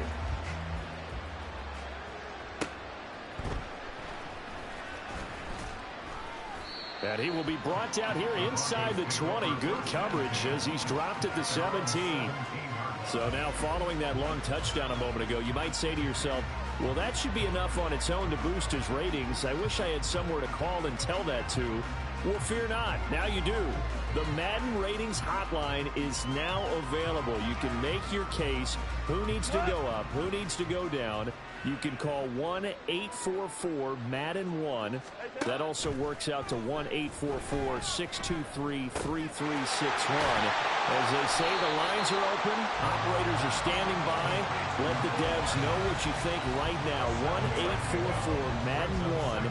Check it out. And make your case. Tell them why your players should be moved up in the ratings. Tell them why one of the guys that you don't like should be moved down. The players do it. They make their case. Now you get to make their case for them.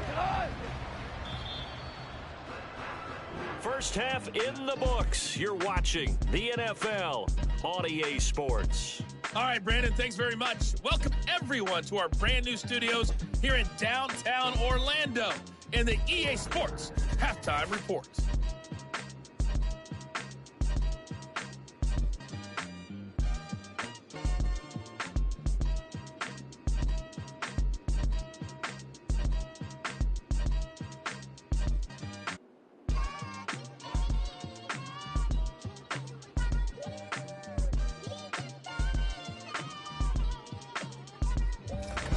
Welcome back. Charles and I settled into the booth, ready for quarter number 3.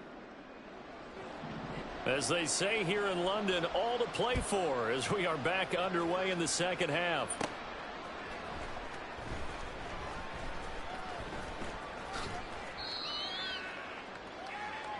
This offense ready to go to begin this third quarter.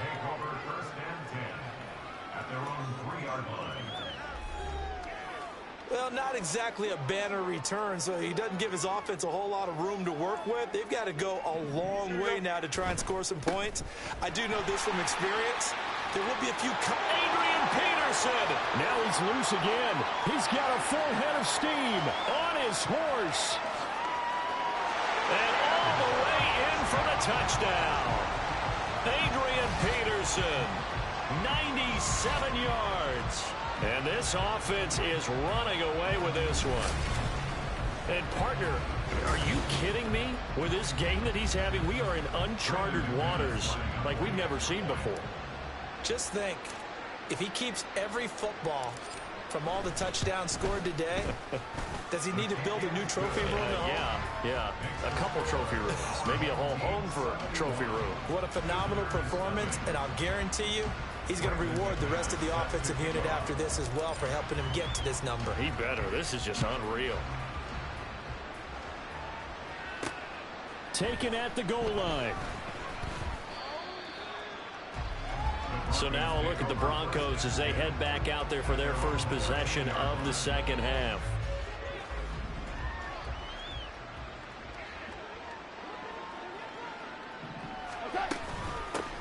They'll try. Gore hit. He lost the football. It's going the other way. And it'll be first and goal at the 7-yard line. The defense gets him the ball via the turnover. Now can this offense cash in? First and goal. And he will take this one in for a touchdown. Adrian Peterson taking it in from 7 yards away. And the fumble recovery leads to 6 points. They'll let Peterson try and run it in. And he is into the end zone again as he scores both the touchdown and the 2-point conversion to extend this lead.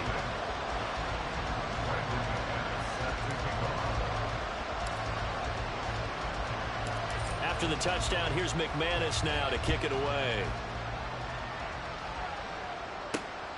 This taken in at the goal line. And all deep in his own territory. He coughs up the football. Oh, it looks like one of the... And he's going to bring the fumble back for a touchdown.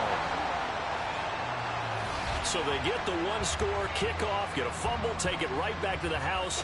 2 quick touchdowns within a matter of about 10 seconds on the game clock. It's like a big 1-2 punch that may lead to a knockout. And they are just not going to let up as he is into the end zone here for 2 more.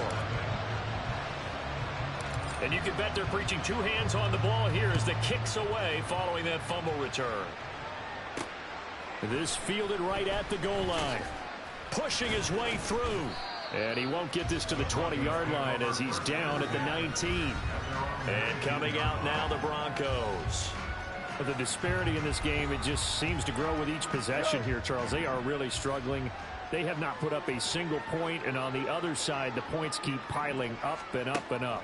So you know the frustration level has to be rising, right? So they've got to find a way to quell that because otherwise they certainly won't get anything done in this one. Keep diving deeper into the offensive playbook, but bottom line is don't quit competing.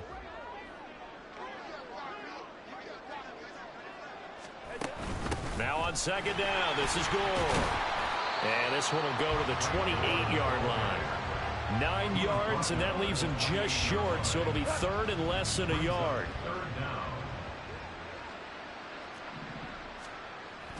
Now a play fake, and it's gone. Rush coming, and he's taken down.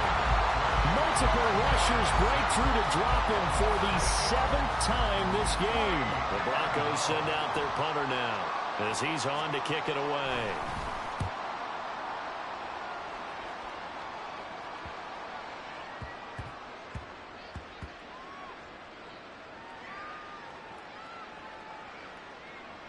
And a great job on special teams to down it as this will be marked out inside the 5-yard line.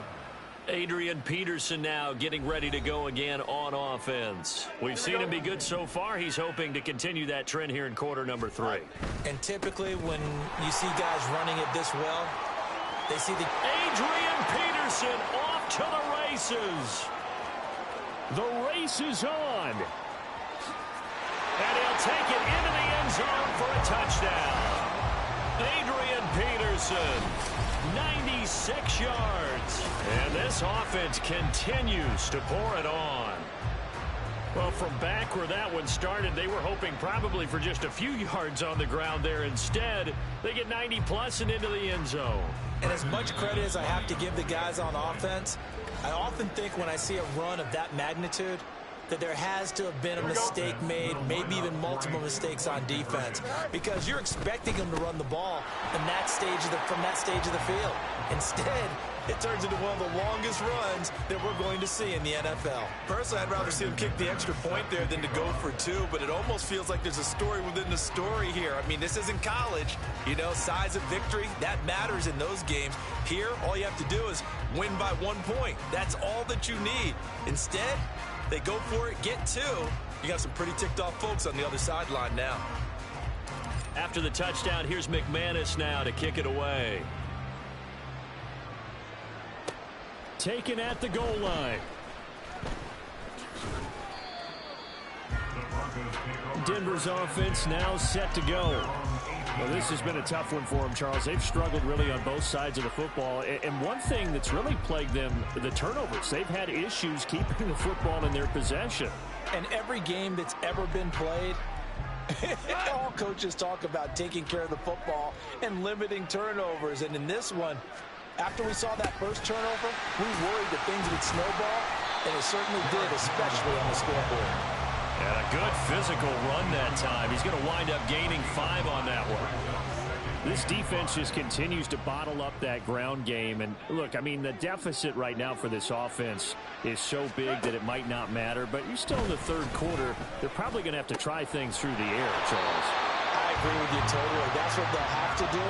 They do need to run it occasionally to take a few hits off the quarterback, because right now, you just know those pass rushers are fired up to get after it. First and 10 at the 38-yard line. So here's a first and 10 at the 38. Hey, kill! Now it's gone. Drops it underneath the goal. And he'll lose yardage on the play back at the 37-yard line. He was unable to shake free there, and they'll cover him for a loss of a yard. But it looked like the defense, they were ready for that one. Really left him almost no room to work after catching the ball. He could throw every move in the book at him. They were there, and they tackle him for a loss. On second down, here's Goff. And he is going to be taken down. And that should be the final play of this third quarter. Well, this is getting ridiculous. 8 sacks now. That time multiple guys get to it. Welcome back now here in London. And this is a blowout so far as we get set for the fourth quarter. A very one-sided affair. Now on third and long, they'll look to throw. Nowhere to go here. He lost the football. Oh, and one of the linemen on the other side has got it. And his guys are going to get the football at the 23-yard line. Well, partner, I think it's safe to say they can mark this down as extremely frustrating. Here we are in the fourth quarter, and that last play, that turnover, I think it epitomizes what happened to them all day on offense. So symbolic, and that's why they're still being shut out. 5 yards is the tally on first down. That brings up second and 5. Brings up second and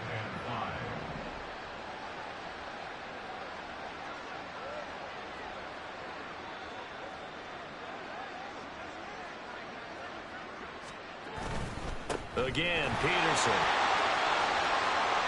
And he will get into the end zone. It's another touchdown. This thing is ugly. I'm not sure what other ground there is to cover here. I mean, this offense has been amazing. Just total domination, Charles. They've clicked so well, and if you really focus in on the offensive line, they've protected well when they wanted to throw the ball. They've moved people off the line of scrimmage when they wanted to run it. Smiles all the way around. This offense has been really good in this one.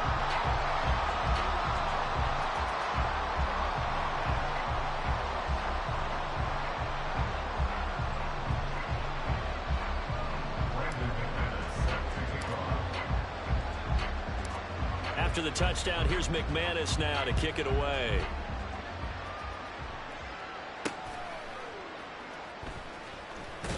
And no chance to get away as they'll get him down at about the 17-yard line. And Denver getting set to take the field. And let's face it, this drive is not going to have any bearing on this game, but it's kind of important for one reason, isn't it? It certainly is. You got to get points. And okay, all right, I'm being facetious here. But you get points, you feel a little bit better about yourself as you move on to the next one. buried by multiple defenders on the drive's first play.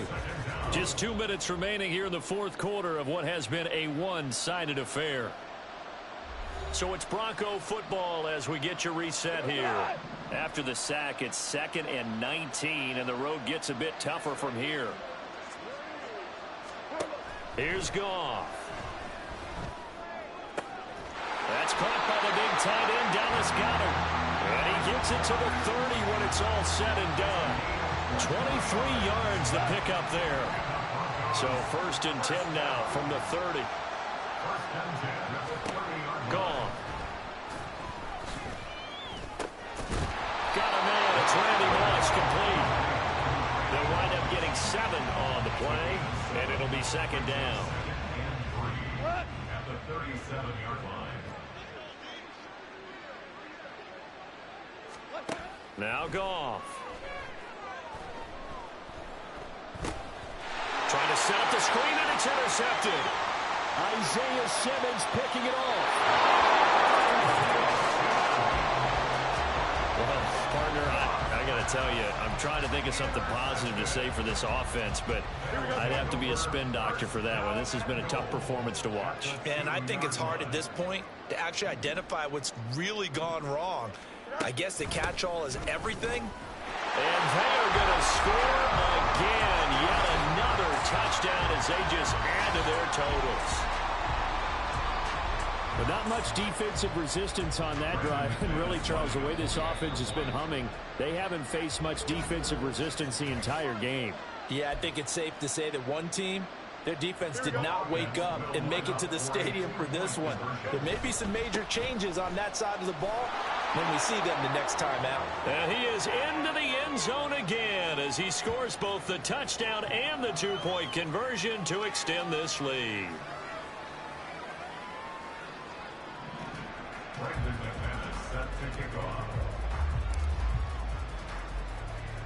After the touchdown, here's McManus now to kick it away. And that'll be a little too hot to handle as it will skip through the end zone for a touchback here. Now this Broncos offensive unit ready to head back out onto the field. Where we stand right now in the fourth quarter, this one pretty much out of reach. And, Charles, I know they're going to be disappointed about several things with this ball game, but the self-inflicted wounds, they've had several turnovers. You would have to think that's going to be something they're going to discuss heavily in the film session in the coming days. You're absolutely right about that, partner, because they're going to have to sit in that film room and watch every error that they made and figure out how to not do it in the future. And mentally, I think a lot of the guys are already starting to think about, okay, how do we put this behind us and get better for the next time out? This, they'll use as motivation for the rest of the time that they play to hopefully never be in this type of situation again. From the gun, here's Goff.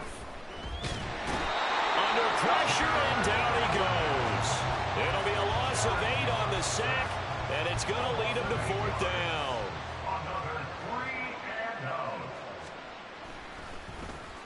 On 4th down, the punt team is on as this is sent away. That's pulled in at the 32. And now off to the races down the right side. And they are going to finish this one off strong. It's a return touchdown to add on to their lead in the final stages. For the winning team here, Charles, that's about as big and clean of a win as you can hope for in the National Football League. No turnovers. Meanwhile, you forced turnovers. You didn't allow any points, and you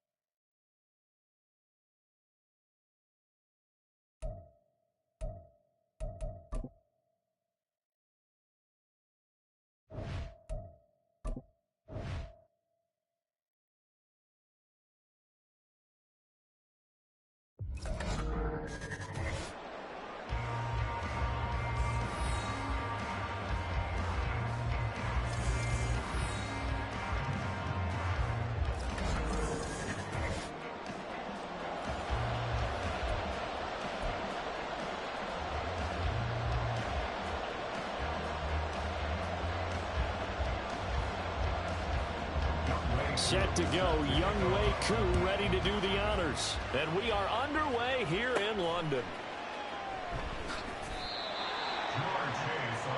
So out comes the offense now with a long field ahead of them.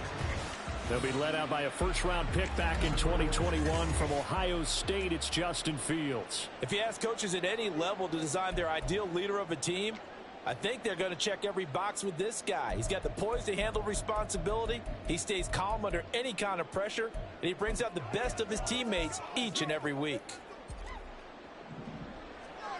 Here we go. Now Fields going to throw on the first play. It's his target. It's Adrian Peterson. Has some space here. And he'll take this across the 25 before going out of bounds. Good work after the catch. Going to net him 23 and a first. Here's Fields. Flushed out right. On the run. He'll let this go deep right side. And that's caught inside the 30. Touchdown! Randy Moss, 73 yards. And his guys get the quick strike touchdown. As he was shuffling right out of the pocket, you could just tell he was going to take a shot downfield. He had his eyes down there the whole way. He certainly did. He wasn't taking off to go, right? When he was flushed from the pocket, a lot of times you see him, eyes will drop, ball will get tucked, and he takes off, becomes a running back. But as you noted, stayed alive as a passer, tremendous body control, and a pretty good arm there, too. Extra point from McManus is good, and it's now a 7-0 game.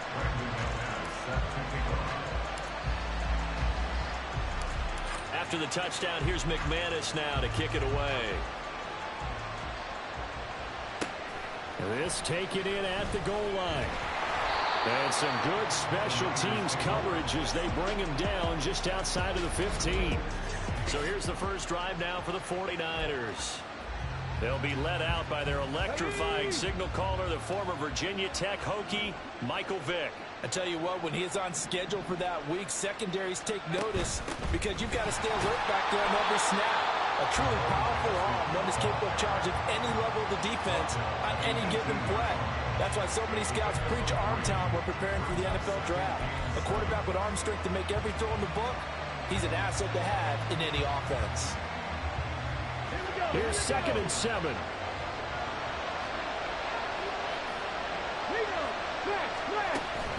They run again with Jackson. And he'll find some space up to about the 25.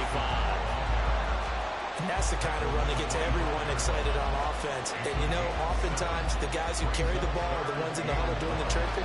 Right now, I think it's the offensive line telling them, run it again. We are right there about to break a big one.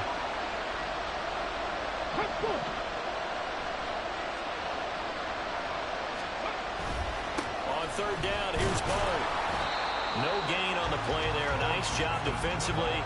And it likely forces a punt situation on 4th. An ideal start defensively. They already have the touchdown. Now they get the stop. Just like they drew it up on the chalkboard. Does that sound dated? Right? Am I out of touch a little bit? It's all right. All right, grease board, heck, computer. Exactly what you want, though. Score on your first drive. Stop them on the first drive defensively.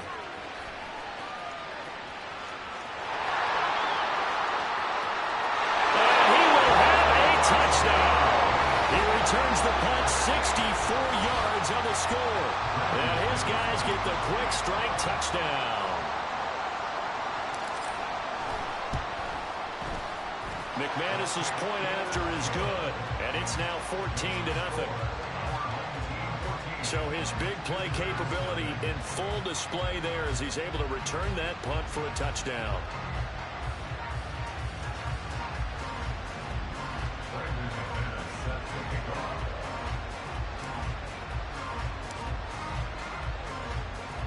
So after the punt return touchdown, let's see what their opponents can do with this kickoff. Jackson now to return. And his guys will get the football right at the 20-yard line. Back out there comes the 49ers offense ready for their second drive. They've been outplayed early, no question. Down 14-0 already as they come up 1st and 10. Off the play fake, Vick. Under a heavy rush, and down he goes. They'll wind up losing 8 on the sack there, and it's 2nd down. And this is what you've got to do against a quarterback like him. You've got to keep him in the pocket and not let him get to the perimeter, because once he gets outside, that's where he can really hurt you. And a short 3-yard pickup gets him up to the 15. Some of the most unselfish players on any football team, defensive tackles, because we ask them to just eat up blocks, allow other people to make tackles. But when he can make a play himself, Vick loses the football. It's out. And he's going to bring the fumble back for a touchdown. Well, Charles, not only did they fumble the football, but they're starting to fumble away their chances here a little bit. We've got a 3-score ball game now here in the first half. And the last thing you want to do, partner, is help the other team with what are avoidable turnovers. You want to hang on to the football because you're already playing against a good team. You're just making it easier for them by giving them extra opportunities.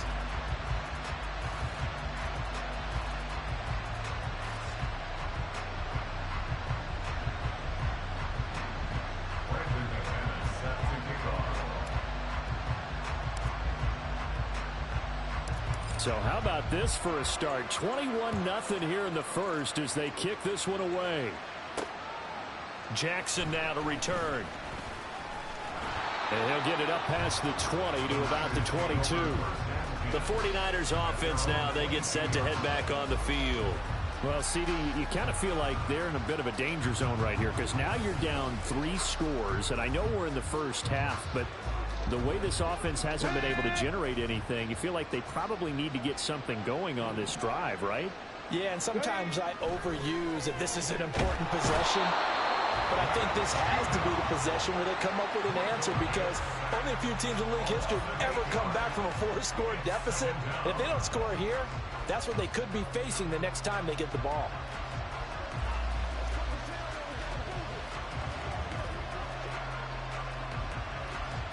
So that complicates things a bit here. 18 yards to go now on second down. Here's Michael Vick. And he coughs up the football near his own goal line. And he's going to bring the fumble back for a touchdown. So that is now 2 fumble return touchdowns. You talk about something that's going to drive a head coach crazy. Without a doubt. But for the defensive guys, once you do it once, you create a frenzy. Everybody wants to get involved, and they got it done a second time.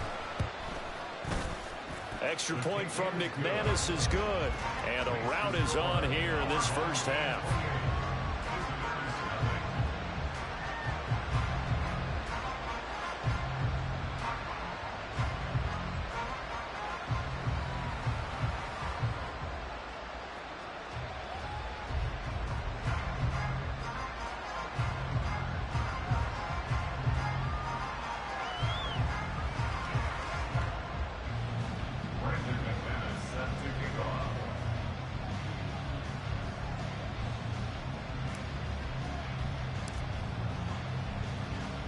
So this not what we expected. 28-0 here in the first as another kickoff is away.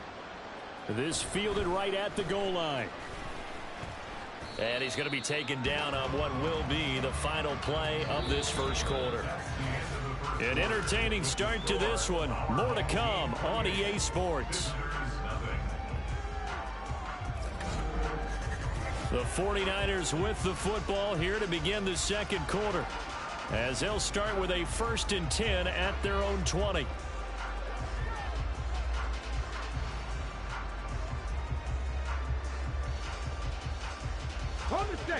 The San Francisco offense ready to start their next drive.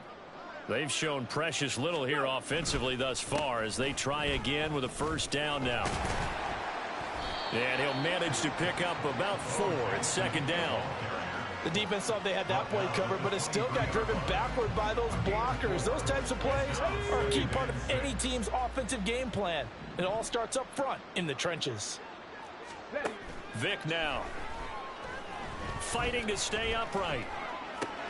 Oh, you saw that one coming. It's intercepted. Throwing back across his body. Picked up by Jalen Ramsey. And they're going to be set up in the red zone right around the 17-yard line.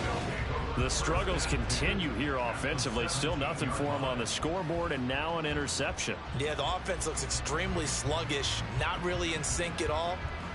Dare I say, it looks like it got left behind in customs. Oh, you've had that in your back pocket. You were waiting for that. Probably should have left it in my back pocket, too. Well played. Fields on first down.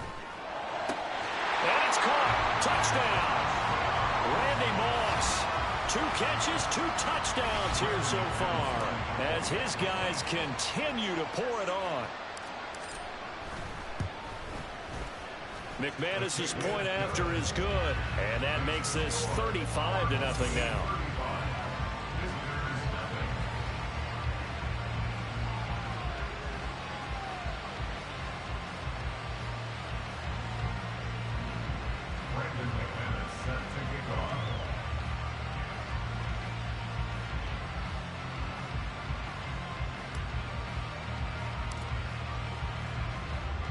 After the touchdown, here's McManus now to kick it away.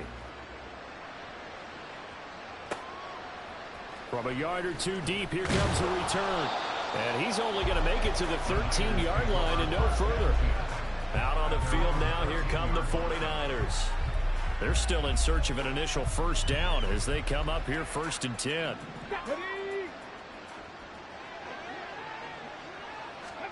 Trying to shake off the interception from the last drive. He'll look to throw. Being chased out left, and he can't get rid of it. He's taken down. It was Myles Garrett that time who got in there and brought him down. They come up on 2nd and long, and the pass protection just has not been there this afternoon. Vic goes play action. And he is going to be taken down. They got him. As that is going to take us to the 2-minute warning. On 3rd down, this is Jackson. A 3-yard loss. 4th down now. Well, I think it's back to the drawing board, or should I say in today's game, the Surface tablet after this drive. 3 plays, they go backwards. They will look like they've gotten something going right there, but they'll have to punt the football away to end this one. Taking on the midfield logo. And he's loose again. And touchdown! Jamar Chase with his 2nd touchdown here in this first half, as his guys continue to put this one out of reach. Well, if you're into cheesy movies, you would title this one A Half to Remember, wouldn't you? His 2nd return touchdown of the game. What if I'm not into cheesy movies? Well, go ahead and get into it, man, because I just did it, and you're going to green light that one. How about those returns? Maybe they ought to think about not kicking him the ball. Yeah, they might want to go away from him in the future. Extra point from McManus is good.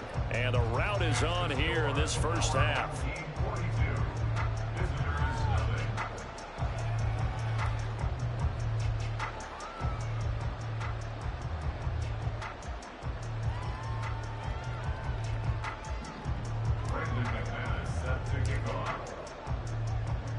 So after surrendering the punt return for a score, let's see what they can do in turn on this kickoff. And here comes a return from just beyond the goal line. And he's only going to make it to the 13-yard line and no further. The 49ers ready to set up shop again offensively. And in a spot like this, still more than a minute, I think if you put something on the board before halftime, that would go a long way towards helping them get back into the game. There actually is something to the psychology of the game at times, isn't there? How much better would they feel running into the locker room, as you noted, with something on the board in a positive fashion? You're exactly right. It's a great opportunity to get that done. The throw on 2nd down from Vic, incomplete. Well, this defense is certainly organized and playing off of each other because the rush is providing pressure and the coverage is forcing incompletions and capitalizing on mistakes. When you get every level on defense hitting at once, you get first half scores. Vic in trouble, and down he goes. And play is stopped here. Timeout. It's the defense calling the timeout here, as the clock's going to stop with 47 seconds to go in half number 1.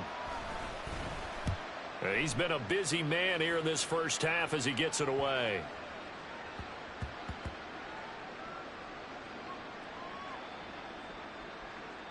And this will be touchdown inside the 20. They'll spot it at the 18-yard line.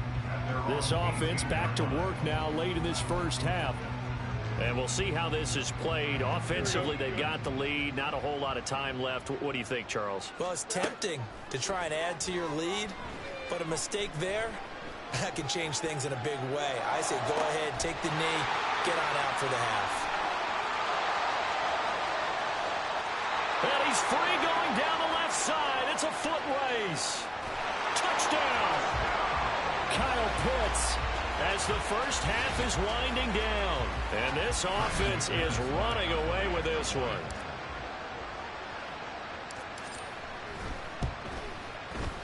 McManus's point after is good. And the route is on here in this first half.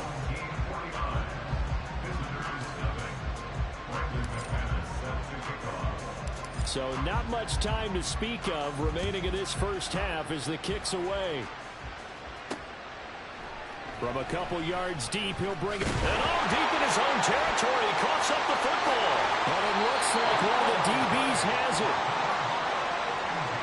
And in our meeting with the special teams coordinator, we asked him, what's your philosophy on bringing the ball out? Do you give him a red light? Do you keep him in? Green light, let him go?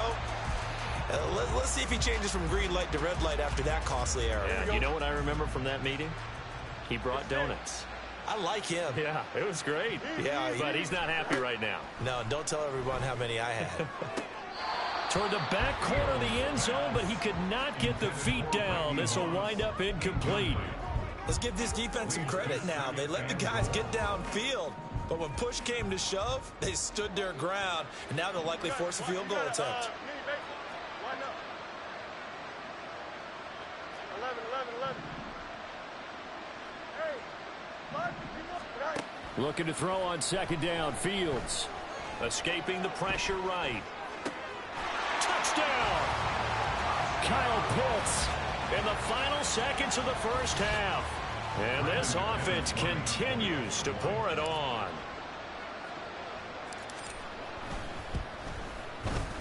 Extra point from McManus is good. And the route is on here in this first half.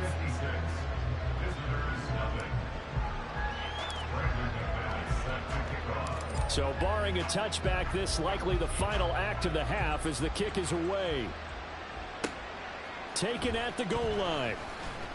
And he loses the football the second time. But it looks like one of the DBs has it. And his guys are going to take over at the 21-yard line. And that'll do it for the end of the second quarter. Well, you can't skip halftime on Sundays, but you can right here. So it's over, and on to the third quarter we march.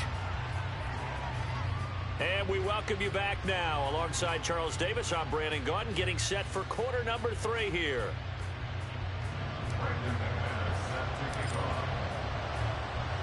As they say here in London, all to play for as we are back underway in the second half. From a yard or two deep, here comes a return. The 49er offense set to go to begin quarter number 3. We'll see, Charles, if they had a chance to hit the reset button at halftime. They have not scored. They're facing this big deficit. And if they're going to come back, it's going to have to start right now. Yeah, and for them, it's not dwelling in the negative because, yes, they were totally ineffective in the first half. But we've seen many games that have flipped around in the second half. It all starts with this drive right here. They get something good going, put some points on the board, they begin to have hope. And he'll get this to the 22. So they began to play at the 11, and it's a gain of 11. First down. A lot of ground left to make up, obviously. A lopsided contest, and we're already in the third quarter. And they won't get it all back in one play or one drive. That's cliche, but it's true, Charles. If they can just maybe get plays like that and get a little momentum built, they can get the scoreboard a little closer. And can you add some blinders to the cliche, meaning keep these guys from looking at the scoreboard because that doesn't help them at all right now. Their focus needs to be on finishing every drive with points and playing mistake-free football from here on out. Caught that look from you there, partner. I think we're on the same page on that one. Just his first catch, I think we both thought he'd be a little more active in the passing game. Let's see if that's the start of them trying to get the ball to him a little bit more here in the second half. Ball on the 30 now. Here's 2nd and 3. They'll try the right side here with Bo. And they're going to get him behind the line yet again as his nightmare afternoon continues. It'll go down as a 2-yard loss, and it brings up a 3rd down. This defense is just flat getting after it. They have not given up much of anything in the run game. Case in point right there.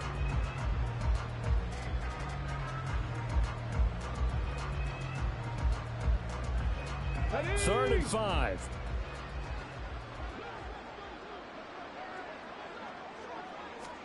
Vic to throw it. Work in the middle of the field, and he's got a man complete. And he is going to have a Niners first down as they're able to get the 3rd down conversion. Well, maybe this offense has learned something from watching their counterparts work. I'm wondering if their coaching staff said, let's do what they've been doing the entire game because that's worked well. This offense, they have not looked particularly good all game long. But a nice throw there for a good gain and a first down. Vic.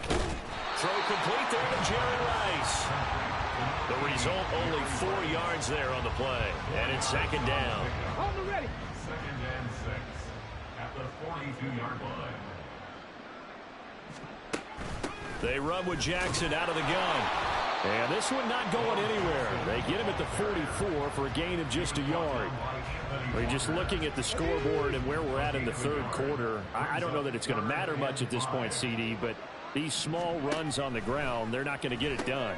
Well, they're not, and right now, the guys stopping the run have been superior in this ball game, giving them no openings, no seams, and now they've got this game well in hand. A first down throw coming for Vic. And he fumbled it. It's on the ground. And the defense not able to get it. From a defensive perspective, what's that moment like when you realize the ball is loose? It is a moment where all concentration goes right to the football. This is something you've talked about in all your preparation for the game. You probably talked about this training camp. Knock the ball free, take it away from the other team, and now you have that chance. There's a little bit of deflation when they end up recovering it. They knocked it free, but couldn't take it away. Again, it's Vic. Nowhere to go here. He lost the football. Oh, and one of the linemen on the other side has got it. And they will set up shop in enemy territory at the 42-yard line. Brandon, that's the third time he's fumbled so far in this game. And, you know, you can make excuses for each and every one of them. But the bottom line is he's got to take care of it better. And now that he's shown a propensity for fumbling it, just think about what the defenders are trying to do. Yeah, well, guys hate one fumble, twos, oh my goodness, 3 or more. Wow. And this is caught. Touchdown. DK Metcalf, 42 yards. And the fumble recovery leads to 6 points.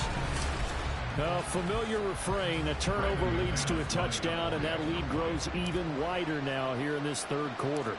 Yeah, partner, I'd say there are a lot of grins breaking out on that sideline because, let's face it, they came in thinking they were in for a real fight in this game, but this one's been about as one-sided as we've seen in a while. In addition, if you're a backup. Welcome back now here in London. For the fourth quarter, we'll begin with a kickoff following the score on the final play of the third quarter.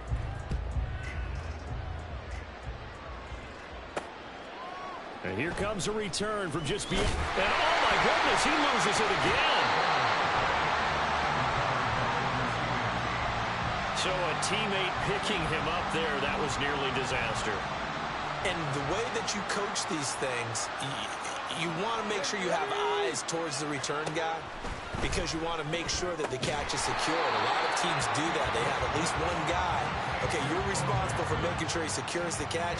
He's not always the one that makes the recovery, but he can always sound out the alarm. Hey, ball's on the ground. We've got to get it back. Throwing, Vic. Can't get away, and he's taken down. It'll go as a loss of about 6, and now it brings up third.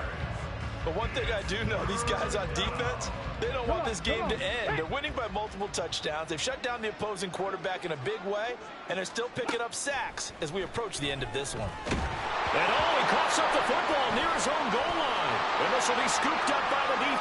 And he's going to bring the fumble back for a touchdown.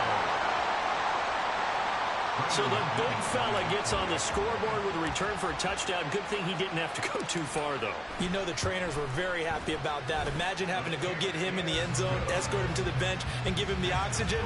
They were loving the fact that he got in without having to run very far.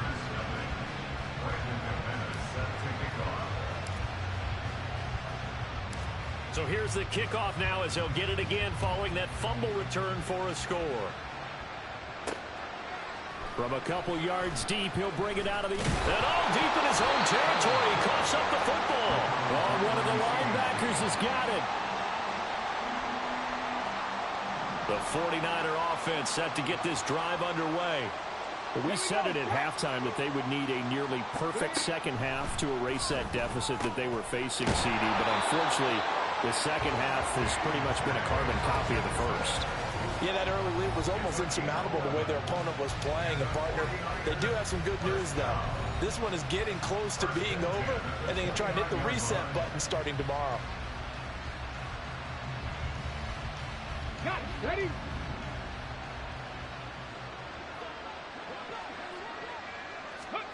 First down, Vic.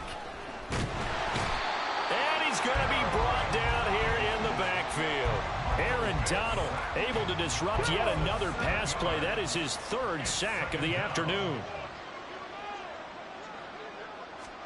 Now here's Vic. Nowhere to go here. He lost the football. And now this ball picked up by the offense. But here in the final 2 minutes of the game, this will be blown dead. Only the fumbler can advance the football. So this will go back to the spot of the fumble itself. Third and long for Vic. Now loose football. The ball comes out. Oh, one of the linebackers has got it. And they have the football and will take over at the 24-yard line. Okay, this isn't one where you want to take the game tape and hold it up as an example, do you? I mean, you talk about frustrating all the way through. And that last error, I think that crystallizes it, doesn't it? Absolutely. That's been representative of their entire game still being shut out. Sliding out of the pocket. And that went too far in front. He couldn't reel it in. It's incomplete. But their passing attack, even though that one was incomplete, has been really sharp in this one. It's resulted in a lot of touchdowns. And it looks like they're not going to stop throwing the football until the very end of this one. Well, that will certainly make everyone involved on offense pretty happy. And give them another 6. It's caught for a touchdown, and the blowout continues. That kind of puts the bow on what has been a complete performance, Charles. They're pitching a shutout on the other side in this offense. They've done their thing well, too. Yeah, this game has been all-out effort from them on every snap, and there's a good amount of pride on the line right now. They want to finish what they started. They want this shutout preserved. After the touchdown, here's McManus now to kick it away.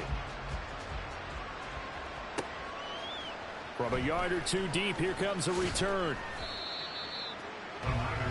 The 49ers offense now. They work their way back onto the field. Well, CD, it's all window dressing at this point. I mean, the best they can do is end the game with a nice drive to maybe build some momentum to move forward into their next contest. Yeah, and with how lopsided this game has been, even one score might not do a lot of cosmetic good on the scoreboard, partner, because it's just about looking for Johnson out, cut free, football's out. Now it looks like one of the DBs has it. And they have the football and will set up shop at the 33-yard line. And I don't know that that fumble is going to matter a whole lot. You look at the deficit here in the fourth, it doesn't matter. The coach on the sideline still scratching his head.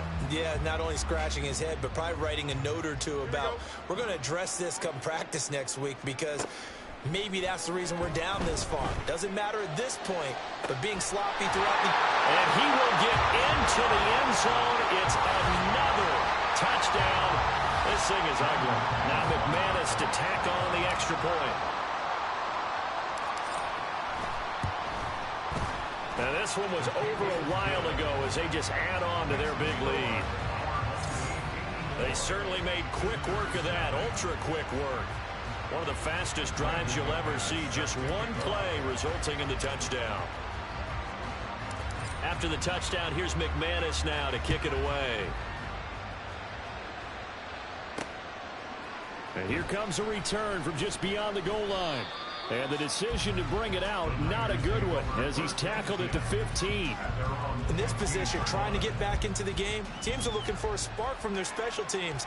That's not what they got, though. They got a setback, and they have a long field to cover if they want to try and put points on the board. Vic trying to get it to Rice, but incomplete. This has been a rough one, to put it mildly, for him. And after this one's done, you just feel like at the post-game press conference, this team's going to have a lot of questions and definitely not a lot of answers. On second down, Vic again. In trouble, and the ball's out. It's in the end zone loose. And this will be gathered up in the end zone. And that's a defensive touchdown. Once that ball was loose, the question was, would this be 2 or would it be 6? It's 6. The defense able to pounce on it. And for the offense, the training didn't really kick in, did it? Once that ball comes loose, you've got to get on it, make sure that you recover it, or make sure you punch it out of the end zone. Anything but give it to the defense to score a touchdown. McManus's point after is good. And this one was over a while ago as they just add on to that big lead.